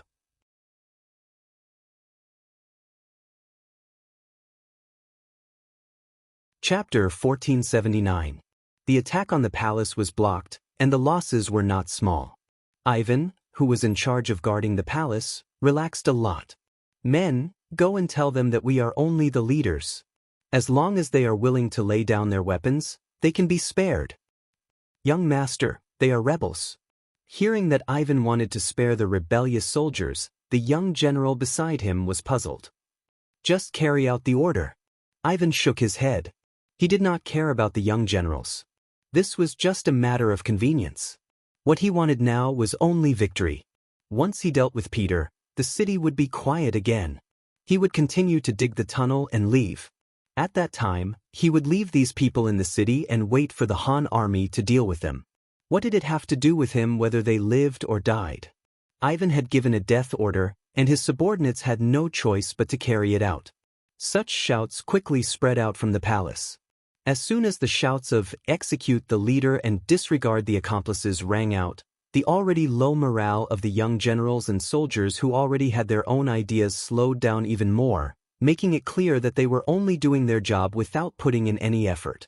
Perhaps at this time, as long as someone stood up, these soldiers would turn around and kill Sidra instead of attacking the palace. The situation was critical. Seeing that another rebellion was about to happen, and even a few young generals were looking at Sidra with unfriendly gazes, a large group of White Russian soldiers rushed over from outside the palace. Before they arrived, their voices were heard. Someone has confused the blind duke and killed their way into the palace to clean up the emperor's subordinates. The people who came were the subordinates of Boris and Sergei. Although they did not directly say that they were rebelling, the words, "clean up the emperor's subordinates," were enough to prove their position. At some point, Peter had already arrived at the front line and came to Sidra's side. His expression was very calm. "Don't panic. They are here to support us. Continue to attack." Peter's appearance was undoubtedly a stabilizing force, causing the commotion in the army to stop. Everyone did not have any other thoughts. They cooperated with the other two armies and attacked the palace again.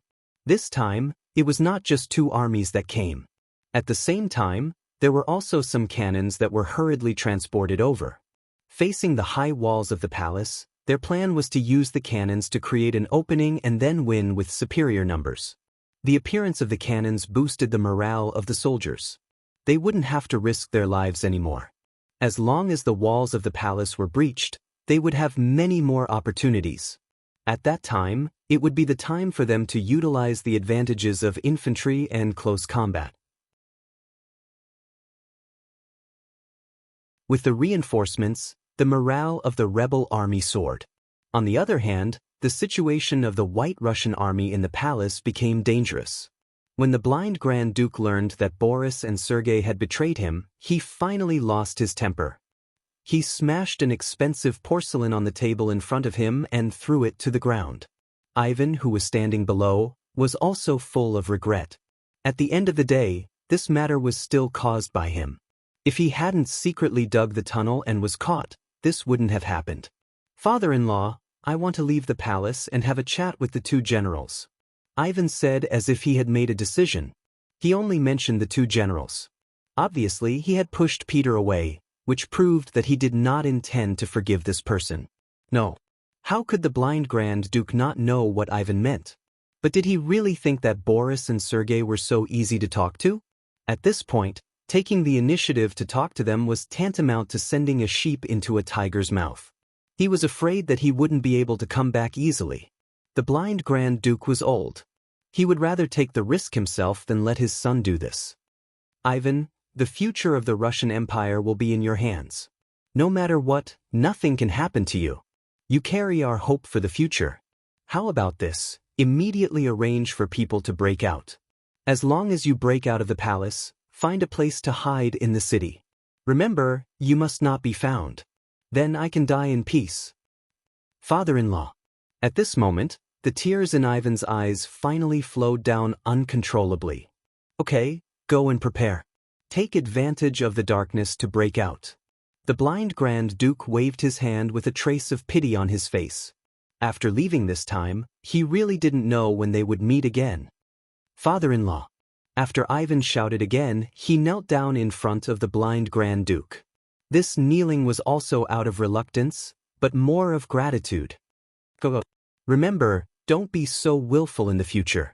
The blind Grand Duke said with a forced smile. When Ivan heard this, he couldn't stop crying. Unknowingly, he seemed to have grown a lot and matured a lot. That night, just as the artillery was transported to the outside of the palace, the gate of the palace suddenly opened and thousands of soldiers rushed out. Their appearance caught the unprepared Peter's three-way coalition army off guard. Soon, they broke out of the encirclement and rushed out. Peter was quite angry about this matter. If the blind Grand Duke and young Master Ivan were among the people who rushed out, wouldn't they be unable to complete the Han army's order? Fortunately, not long after, the blind Grand Duke's figure appeared on the gate tower of the palace. As soon as the blind Grand Duke appeared, the soldiers on both sides stopped what they were doing without prior agreement. This old man had ruled the Rossi principalities for decades and led them from weak to strong. Whether it was in the army or among the people, he still had a high prestige. Normally, as soon as he appeared and casually said a word, everyone would kneel down and worship him. But now, his appearance only caused everyone to stop fighting.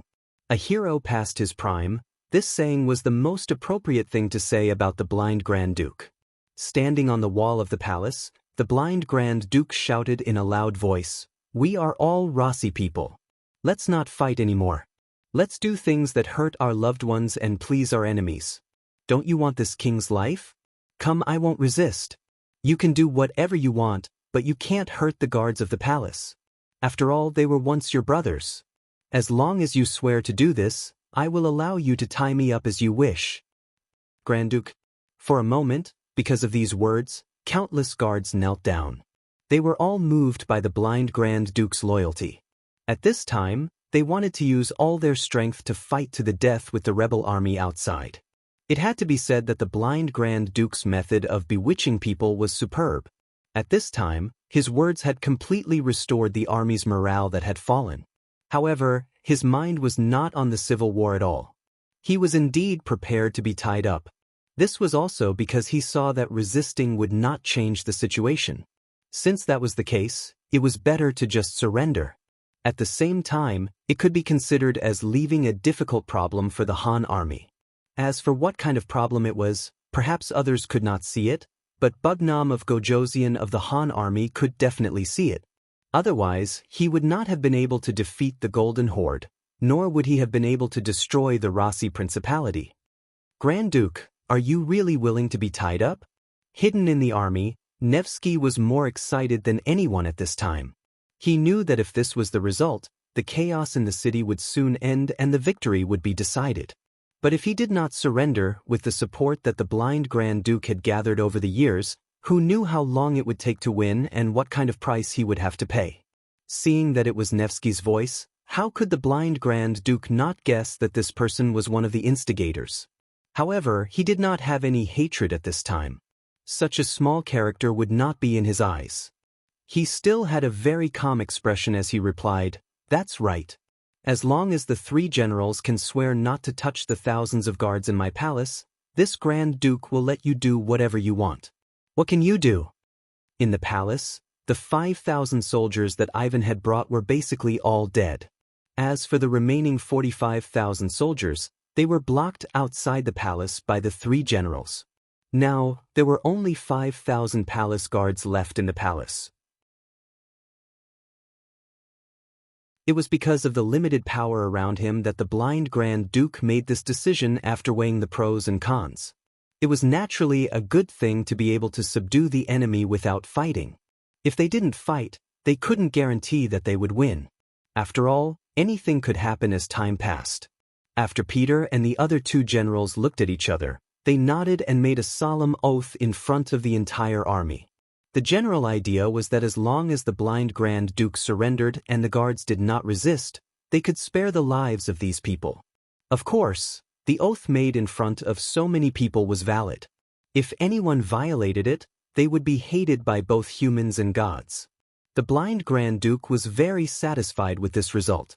He immediately walked out of the palace and came to Peter and the other two generals. Seeing the Grand Duke of Blindness striding over and looking at them with his extremely low vision, Boris and Sergei lowered their heads at the same time. Even Peter, who was very mighty just now, turned his head to the side, not daring to look directly at the Grand Duke.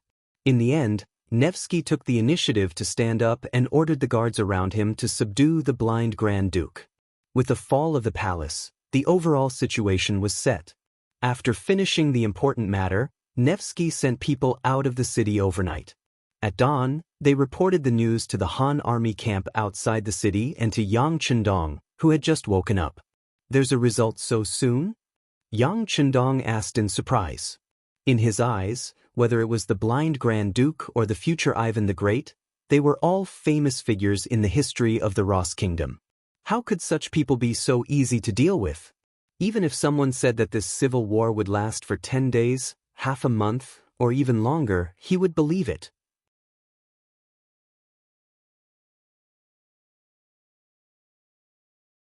Chapter 1480. Yes, the messenger sent by Nevsky said that the blind Grand Duke took the initiative to be captured, and the palace was also captured. Now the entire city of Moscow is waiting for our army to take over. Only young Master Fan managed to escape, but he will still be in the city. They will definitely be able to find him. Young Heir added from the side. The blind Grand Duke took the initiative to be captured? No wonder. But did Ivan escape? This must be the work of the blind Grand Duke. Yang Chendong smiled after listening. That's right. If someone said that a general in the Nevsky army could take down the blind Grand Duke and his son, then he wouldn't believe it. Young Master, what should we do next? Beta Persei had long been accustomed to Yang Chendong talking to himself, and he had long dispelled his curiosity. What he wanted to ask now was what to do next. What else can we do? As long as Ivan is still in the city, we are not afraid of not being able to find him. Pass down my orders. The siege cannot be stopped. No one is to be allowed to leave without permission. Also, reply to the messenger. Tell him to inform Nevsky that he has done a good job. This king will also fulfill his promise. Now, all he needs to do is to send people to fill up the big holes outside Moscow to ensure that our cavalry can enter the city smoothly. Since you were the ones who dug the hole, you should be the ones to fill it up. Yang Chendong wouldn't let his soldiers spend so much effort. He also used this time to think about what to do next. To be honest, whether it was dealing with the Golden Horde or the Ross Principalities, things went smoothly beyond his imagination. Yang Chendong was confident about the final victory, but to be able to solve the problem so quickly, this was the important role of the three basic factors. First, the 5-star army has the most powerful weapons in the world, whether it is the power of the flintlock, the fierceness of the artillery, or the hot air balloons. They are far beyond the products of this era, and therefore can achieve the role of destroying the enemy on the battlefield. Secondly, there were many veterans in the 5-star army. They had been on the battlefield and were not afraid of death. The benefits of military merit were generous. Under such good conditions, they could even display their own strength. This ensured that the soldiers in the army were always very high-spirited, achieving the goal of being invincible and invincible. Let's put it this way, if a group of 500 elite veterans fought against a group of 5,000 new recruits, then the victor would definitely be the veterans with fewer people. It was only because they didn't have stage fright. They knew how to protect themselves while effectively attacking their opponents on the battlefield. As long as the general's orders and direction were correct, they would be able to play to their advantage. On the other hand, if it was a group of new recruits on the battlefield, it was very likely that they would fall into disarray. When they saw blood and death, they would not be able to adapt and would forget everything. Even if the opponent's butcher's knife was in front of them, they would not know how to block it. Looking at the 5-star army, along the way, they had fought countless battles. There was no need to doubt the combat power of such an army. It was easy to predict which side the scales of victory would lean towards. The third point was the corruption and disunity of the Golden Horde and the Rasi principalities. Everyone had their own thoughts and could not be united. If they won the battle, then it would be fine as long as they followed the prescribed order. However, once they encountered a setback, the drawbacks of these problems would be revealed. In the end, there would be internal strife, which would give the opponent an opportunity to take advantage of. Looking at these two major battles, didn't the Rasi principalities only get destroyed because of internal strife? Thinking of this, Yang Chendong also began to reflect. Would this problem fall on the 5-star army? The answer was very likely. Now that Yang Chendong had great power and prestige, some things would naturally not happen with his existence. However, no one could guarantee what would happen after he was gone. Men die, birds die in the sky. Yang Chendong's thoughts only drifted for a moment before he retracted them. It was very tiring to live alone, so there was no need to think so far ahead. Anyway, after the world was unified, even if something really happened, it would be the meat in the pot. It would just be the Han people replacing the Han people, so it was not a pity. Yang Chendong's order was passed back to Moscow. After a discussion with the 3 generals, Nevsky began to arrange for people to go out of the city to fill in the holes. At the same time, the biggest civil strife since the establishment of Moscow took place. In the name of looking for Ivan, the army began to loot the city. This was originally a promise made by the generals to make the soldiers work for them. Now that it was done, it was time to fulfill the promise. The city of Moscow was plunged into its darkest hour. Countless nobles attached to the blind Grand Duke became the targets of looting. If they dared to resist, the soldiers who rushed into the courtyard dared to kill them. For 10 days, the city was filled with smoke and fire, and corpses were everywhere. According to the statistics, at least 70% of the nobles in the city were impoverished in just 10 days. 10 days later, the holes outside the city were filled, and the cavalry of the 5-star army began to enter the city. As the vanguard, the new Second Army was the first to enter the city and disarmed all the White Russian soldiers. But just as they said, when the cavalry entered the city, they didn't do anything excessive to the surrendered soldiers and civilians. As long as they cooperated with them, their safety was guaranteed. Of course, there were those who obeyed and those who did not. For example, there were some soldiers loyal to the blind Grand Duke hidden among the civilians who jumped out to kill the cavalry of the new Second Army. But since they were already prepared, their appearance was nothing more than suicide. Before entering the city, Yang Chendong had already given orders. Although Moscow had fallen, there were still many opposing forces in the city. So unless everyone in the city was evacuated, the danger would not be eliminated. Killing intent could appear at any time, and fighting could happen again at any time. With Yang Chendong's orders, how could the cavalry of the new Second Army not be careful? In addition, with the armor on their bodies, ordinary swords, spears, and arrows could not hurt them unless they were at close range. This caused the opposing forces in the city to suffer heavy casualties in the end. Originally, Pyotr and the other generals were dissatisfied with the disarming of the Han army as soon as they entered the city, but after seeing the waves of assassinations on the streets, they immediately shut their mouths. Anyone who raised any objections at this time might be mistaken as an accomplice of the assassins. That would be a big problem. In the following 3 days, the cavalry of the new Second Army killed no less than 3,000 people in the city. Only then did the public security situation become much more stable. But even so, Pyotr was clear that there were still many people in the city who opposed the Han army. It was just that the timing was not right and they did not reveal themselves. However, the 3 days were up, and it was time for Yang Chendong to lead the army into the city. After all, if the time dragged on for too long, It would give people the impression that the Han Bugnam of Gojoseon was afraid of death. If that was the case, it would only help the enemy's morale and flames. Compared to the Golden Horde, the Rossi Dukedom's emotions were much higher.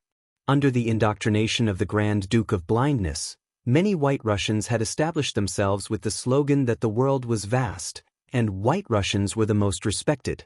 In their eyes, they were the strongest people in the world. They should rule the world and not be ruled by others. Under the extreme nationalism, the public security in the city was worrying. However, since Yang Chendong had said that he would enter the city in 3 days, there was no reason for him not to enter the city when the time came. Outside the east gate of Moscow, 3 days later in the morning, Yang Chendong rode a white dragon and entered the city under the protection of 2,000 black-clothed and black-armored black cavalry dragon guards. Yang Chendong, who already had the strength of a grandmaster, admitted that unless it was a cannon, it would be extremely unrealistic for others to want to keep him here. Even so, as long as he was prepared, he could move into the warehouse at any time. This was truly a self-preservation weapon. With this kind of capital, even if it was a dragon's pool or a tiger's den, he would still dare to charge in. Not to mention, Moscow was currently filled with the new Second Army's 5-star army cavalry. What was there to fear? At the city gate, Nevsky, Pyotr, Boris, and Sergei were already waiting in a welcoming formation. When Yang Chendong appeared here, they were still some distance away. However, these people all knelt on the ground. Some of them didn't even dare to raise their heads, let alone move, to show their sincerity. Now, they were at the mercy of Yang Chendong. Even if Yang Chendong changed his mind and wanted to kill them all, these people would have no power to resist. Since that was the case, there was no other way other than to willingly submit to him. Get up. Riding a white dragon, Yang Chendong appeared in front of a group of Russian officials and spoke in Russian. It was important to clarify that the current white dragon was no longer the white dragon of the past, but the descendant of the white dragon. After all, there was a limit to the lifespan of a healthy horse. Although the old white dragon was not dead yet, it was not as fast as it used to be. Fortunately, after conquering so many places and conquering so many territories, the white dragon had already found a suitable mate for the next generation of white dragons, which was already ready for service. But without exception, the owner of the white dragon could only be Yang Chendong. No one else had the authority to ride on them. The high and mighty Yang Chendong greeted the group of Russian officials in Russian. Only then did these people who were kneeling on the ground stand up in trepidation. "Come, give me a horse, and we will tour the city together," Yang Chendong said to Beta Persei and the others in Mandarin with a smile on his face. Being able to ride a horse with Bugnam of Gojoseon was a very glorious thing. At least, that was what the generals of the 5-star army thought. And now, this treatment was given to these surrendered officials, which made many people envious.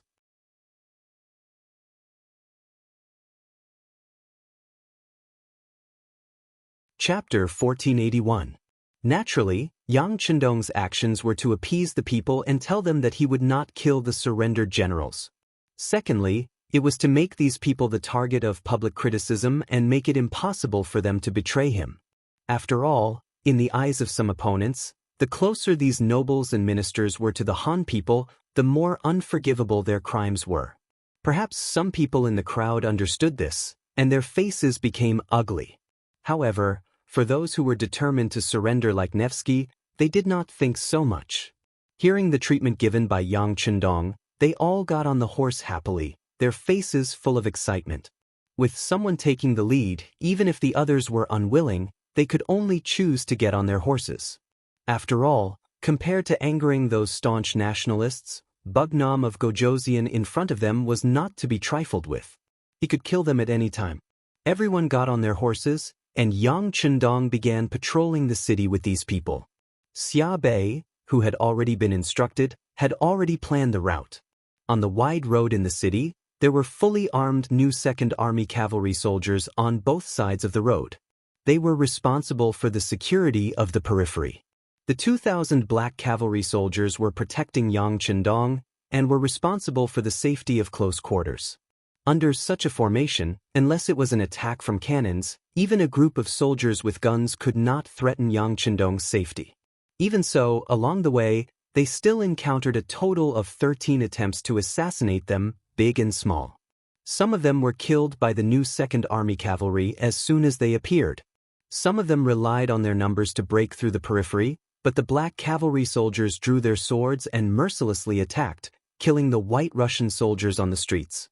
By the time they finished patrolling and arrived in front of the palace, many of the Black Cavalry soldiers' armors were covered in blood. Regarding this, the Black Cavalry soldiers acted as if they did not hear anything. Perhaps they were used to such scenes and were not moved at all. They were still standing upright on their horses. When Nevsky and the other nobles saw this scene, their bodies trembled, and they looked at Yang Chendong with reverence. In the eyes of Pyotr and the other generals, who were used to seeing blood, they were also amazed by the strength of the Black Cavalry. They had observed very carefully just now. When the Black Cavalry soldiers killed people, they did not even blink, and their arms did not tremble at all. It felt like they had done this countless times and were already numb to it.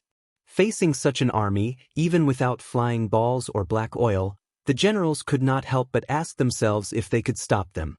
The result would be the same. During the patrolling the city, more than 1,000 White Russians were killed. Only then did Yang Chendong was satisfied and entered the palace to listen to the reports below. The White, the Black and Black Cavalry soldiers of course, and the White Russian soldiers, the Black Cavalry and the Black Cavalry soldiers. However, all the good things in the palace added up to 40 million silver taels. Of course, this did not mean that the White Russians were poor. In fact, a lot of the wealth was in the hands of the nobles. She had done a rough investigation. If the nobles could only leave with 10% of their wealth, they would have to hand over more than 200 million taels of wealth. From this, it could be seen that they were still very rich. After 2 big battles, Yang Chendong was very satisfied with the harvest he had gained. Especially in the battle against Moscow, he had only sent out 2 flying balls and dropped some black oil. His side had not suffered any losses, and yet he had gained so much. It seemed like it was really worth it. In his joy, Yang Chendong looked at Shibi and said, "Apart from taking out a portion of the spoils for the army to continue expanding, the rest will be split equally between you and Crimson City to develop this place." Hearing that he could keep half of the spoils, Shibi was naturally overjoyed. Yang Chendong had told him about the establishment of the new Second Army. Now that he had so much wealth to support him, if he did not do well, he might as well go home and be a farmer. Shibi was very happy. Yang Chendong also made a request. He wanted this place to undergo a small change every year and a big change every 3 years. He wanted to make use of the vast land here to become Yang Xie's granary. Not only that, but there were also many forests and rich minerals. This place would also become Yang Xie's heavy industrial zone. In the future, some of the heavy industrial factories in Crimson City would move here. As the owner of this place, Shibi had to be ready to welcome and cooperate. In order to let Shibi do his work better, Yang Chendong not only gave him the position of commander of the new Second Army, he also gave him the position of governor of the Eastern European province. Yes, the land where the Rossi Principalities and the Golden Horde were located was merged into a new province called the Eastern European province. In comparison, the area it occupied was far larger than any of the provinces under Yang Xie's control. Giving such an important position to Shibi showed how much importance he attached to this place. Shibi knelt down on the spot to express her gratitude. At the same time, she promised that she would do her best to live up to Yang Chendong's kindness of recognizing her and promoting her. Yang Chendong did not doubt Shibi's loyalty. If Shibi had other thoughts, she would have surrendered when she was surrounded by the Baiming army. Shibi only trusted Shibi.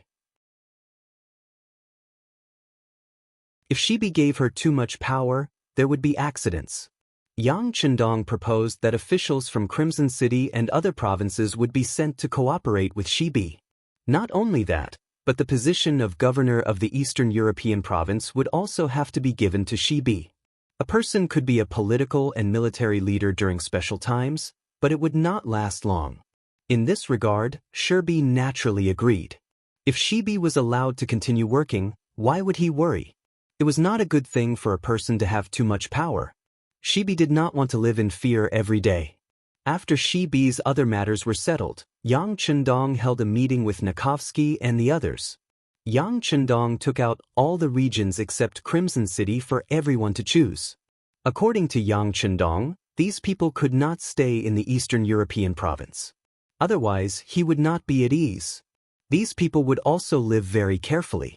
It would be better for them to move out and choose a new place to live. They would face an unfamiliar environment there. They would not be able to find their people there. They would not even be able to find people who could speak Russian. They could only communicate in Chinese. In the end, after a few years, they would gradually assimilate into the third-class Han people. Everyone was relieved that Yang Chendong had given them a way out. Not to mention, Yang Chendong had allowed them to take away 1/10 of their current wealth. With money, they wouldn't have a bad life anywhere. At that moment, everyone began to choose a new place to live in. Fortunately, Yang Xie's territory was large enough for everyone to choose. They would not have a chance to meet again. During this time, Pyotr, Sergei, and several other important generals also expressed their desire to continue serving in the army. They were different from Boris. Boris was indebted to the Grand Duke of Blindness. Now that he had betrayed his old master, how could he still serve the Han people? But Pyotr and Sergei were different. They were still in their prime and wanted to make a name for themselves. Especially after seeing the strength of the Han army, they wanted to join and make a name for themselves. For this kind of request, Yang Chendong did not hesitate to refuse. The reason why he used the generals of the Golden Horde was that they had been leading cavalry for many years and were truly valiant generals. Secondly, they were uncultured and thought that whoever fed them was the master. Of course, they would be easy to control. But the generals of the Russian Empire were different. They were influenced by the Grand Duke of Blindness and knew right from wrong. People with ideas like these were dangerous existences who could be stabbed in the back at any time. Not to mention, these generals were used to commanding firearms. In Yang Xie, the main force of firearms was the Cold Front. How could such an elite be led by someone from a different race? After Yang Chendong rejected them without hesitation, Pyotr, Sergei, and the others could only suppress this idea. Fortunately, they had looted a lot of good things in the city over the past 10 days. Even if they only kept 1/10 of what they had, the rest was still a shocking amount of wealth. They could live well wherever they went. After making arrangements for the higher-ups of the Russian Empire, the Grand Duke of Blindness, who was detained in the prison, was brought out and sent to the main hall that he used to lead. The difference was that he was no longer the master of the main hall. Instead, he was a prisoner. Considering that the Grand Duke of Blindness had poor eyesight, Yang Chendong deliberately arranged for him to sit 2 steps in front of him. The old man and the young man looked at each other, sizing each other up. In his previous life, Yang Chendong had dealt with a lot of Russians. Most of them were fond of wine, greedy, and terrifyingly arrogant. Although the country's economy was not doing well, the weapons they produced were even feared by developed countries. In the common words of the common people, they were a fighting nation. Yang Chendong made the first move, taking advantage of the fact that the other party had yet to gain momentum to destroy them. He effectively suppressed the other party's development and also trampled on the other party's arrogant mentality, making it worthless. Now that he was the victor, Yang Chendong did not stop him from observing the Grand Duke of Blindness, who was a very important figure in Russian history. The Grand Duke of Blindness was also sizing up Yang Chendong. Although his eyesight was very limited, he was relying on his conscience. After a few observations, he could not help but sigh. This Han man, who was more than 20 years younger than him, gave him a feeling of invincibility.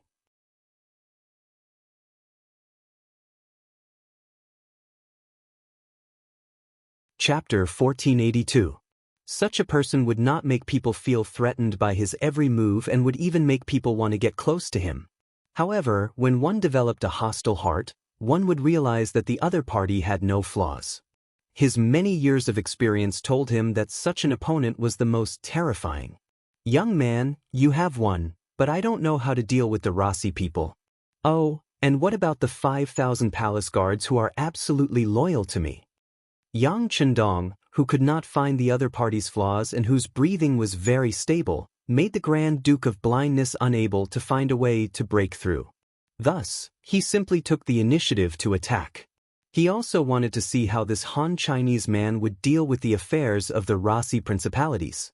Over the years, if there were two things that the Grand Duke of Blindness was most proud of, they would be having such a capable son like Ivan and the fact that he had changed the mentality of the majority of the Rasi people, enlightening them and giving them a strong sense of belonging to their nation. Such people were the least likely to be influenced by others and the least likely to accept the leadership of a foreign race. If things went wrong, they would be in trouble and might even rise again and repeat their glory. It was precisely because of his confidence in these people that the Grand Duke of Blindness asked this question. At the same time, he was also making things difficult for Yang Chendong. In an instant, the Grand Duke of Blindness raised two difficult questions.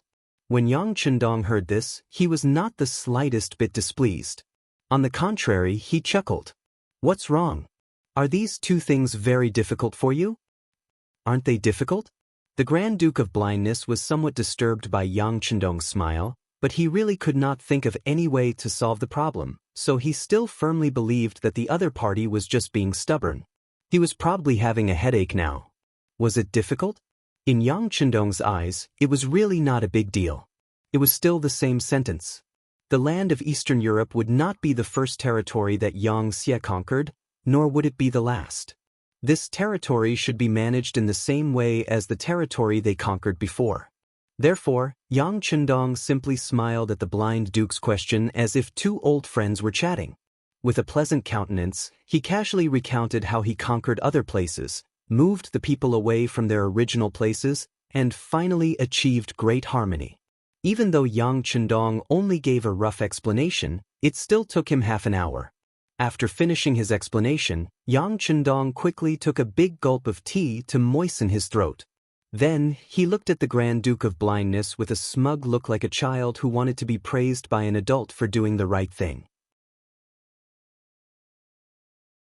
For some reason, when facing the Grand Duke of Blindness, the other party gave him this feeling. He could relax and say what he wanted to say. On the other hand, the Grand Duke of Blindness had an ugly expression on his face. Previously, he thought that the Russian people had been partially liberated under his rule. With such people, it would be difficult for anyone to rule them except for the Russian leader. However, he never expected that the young Han Bugnam of Gojoseon would think of such a method to migrate and divide the people. The method was so simple and undeniably effective that it could only make the Grand Duke of Blindness dumbfounded. At the same time, he also knew very well that if what had just been said was true, the strength of the so-called Russian ancestors would be greatly reduced. Next, they would inevitably be divided and ruled together. Finally, they would be annihilated in the wheel of history. He was shocked by Yang Xie's strength in his heart. Without such a large territory, it was impossible to do this. Moreover, the money needed to be spent was also incalculable. It would be difficult for any emperor to make such a choice because it required countless investments in the early stages in exchange for long-term stability in the future. However, these problems were no longer problems in the eyes of this young man. He had already used countless facts to prove that this path could be taken, and the returns would not be too low. The Grand Duke of Blindness couldn't help but praise the other party in his heart. He was thinking how good it would be if the person who did this was a descendant of the Russian clan. If there was such a talent, he was willing to give all his efforts to help the other party. However, now it seemed that the rulers of the world in the future would only be the Han people, and they could only be the Han people.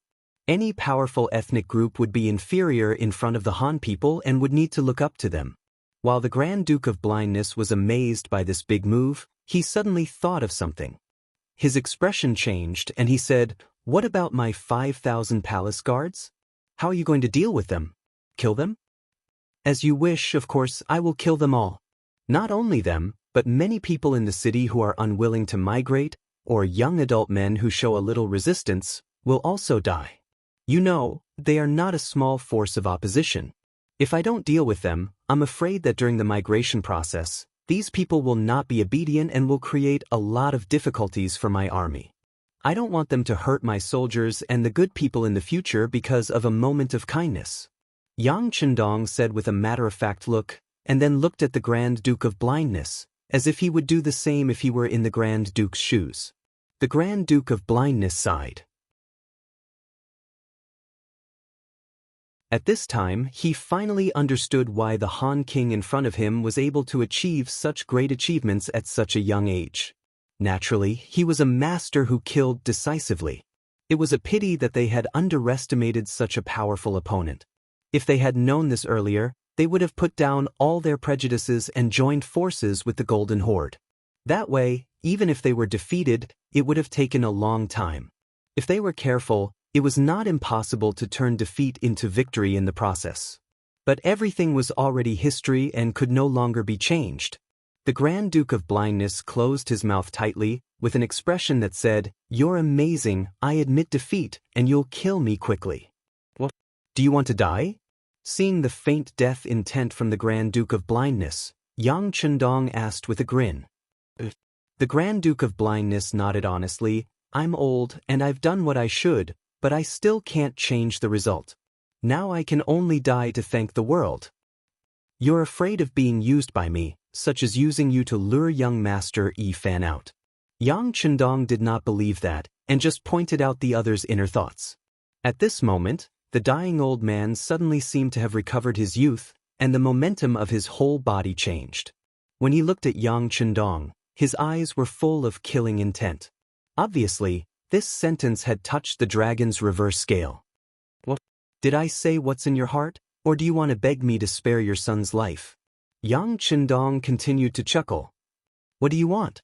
The Grand Duke of Blindness, whose aura had soared, only maintained it for less than 2 breaths before returning to the appearance of an amiable old man. Clearly, he was now in an absolute disadvantage. Even the change in aura just now could not be maintained for long. "What else can I do? Of course, I have to eliminate the roots. To be honest, I never underestimate any opponent, especially the successor personally cultivated by you, the Grand Duke of Blindness. It's absolutely impossible to not find Yi Fan. You can rest assured that he will definitely be found. As I said before, I will migrate the entire city, including all the dignitaries and civilians. At that time, I will find some people who have seen young Master Yi Fan and let them recognize him one by one. I think he won't be able to fly out even if he has wings. Am I right, Grand Duke of Blindness?" Looking at Yang Chendong as if he was talking about a very ordinary thing, the Grand Duke of Blindness sat down on the chair. He finally admitted in his heart that this Yang Chendong was a devil who opened his bloody mouth and could devour all enemies and opponents. If he really migrated the people in the city one by one like a sieve, Yi Fan who was hiding in the city really couldn't escape. At that time, he naturally couldn't avoid the risk of being wiped out. In that case, he wouldn't be able to die in peace. "What do you want? What are you going to do? What do you want me to do?" Finally getting to the point, Yang Chendong laughed. "It's very simple. I need your cooperation. I need you to help me find him. As for the conditions, you can try to mention it, but I can't guarantee that I will agree to it. I'm going to find my son and give him to you. You're not joking, right?" Laughing out loud, the Grand Duke of Blindness changed his indifferent demeanor from before. Yang Chendong didn't laugh this time. Instead, his expression was incomparably serious. He stared at the Grand Duke of Blindness' face. He wanted the other party to know that he was serious and didn't have the slightest intention of joking. Sure enough, under such a gaze, the Grand Duke of Blindness gradually stopped laughing. When he looked at Yang Chendong, his expression slowly became serious until he finally lowered his head. He was weighing the pros and cons of the matter in his heart. If he didn't help the other party would just spend more time and energy. At that time, his son wouldn't be able to escape either. On the contrary, if he cooperated, he might be able to fight for a way out for his son in the future. After so many years of observation, he knew better than anyone how powerful his son was. It would only take a certain amount of time for his son to grow into an eagle that could spread its wings and soar. Then he would be able to achieve great things. Yang Chendong wasn't in a hurry. This time, he met the Grand Duke of Blindness in addition to admiring the demeanor of this historical figure. He also came to persuade the other party to cooperate with his work. As he said earlier, he could indeed release the Rossi people one by one out of the city. In the end, he believed that Ivan wouldn't be able to escape. This was because he believed that not only him, but there were also many people who wanted to capture Ivan to relieve their worries, such as Nevsky and Peter. But it was undeniable that doing so would be a big project. It was just for one person, yet he had to pay such a huge price and time. If Yang Chendong didn't know Ivan's future achievements, he wouldn't have chosen this method. You're tuning in to the Passion Pages YouTube channel. We're so grateful for your support, and don't forget to subscribe to join us on this incredible journey through captivating stories. Your generosity through donations truly makes a world of difference, as it's the primary source of revenue that allows me to expand and enhance this channel for you. Thank you from the bottom of my heart for being a part of this adventure.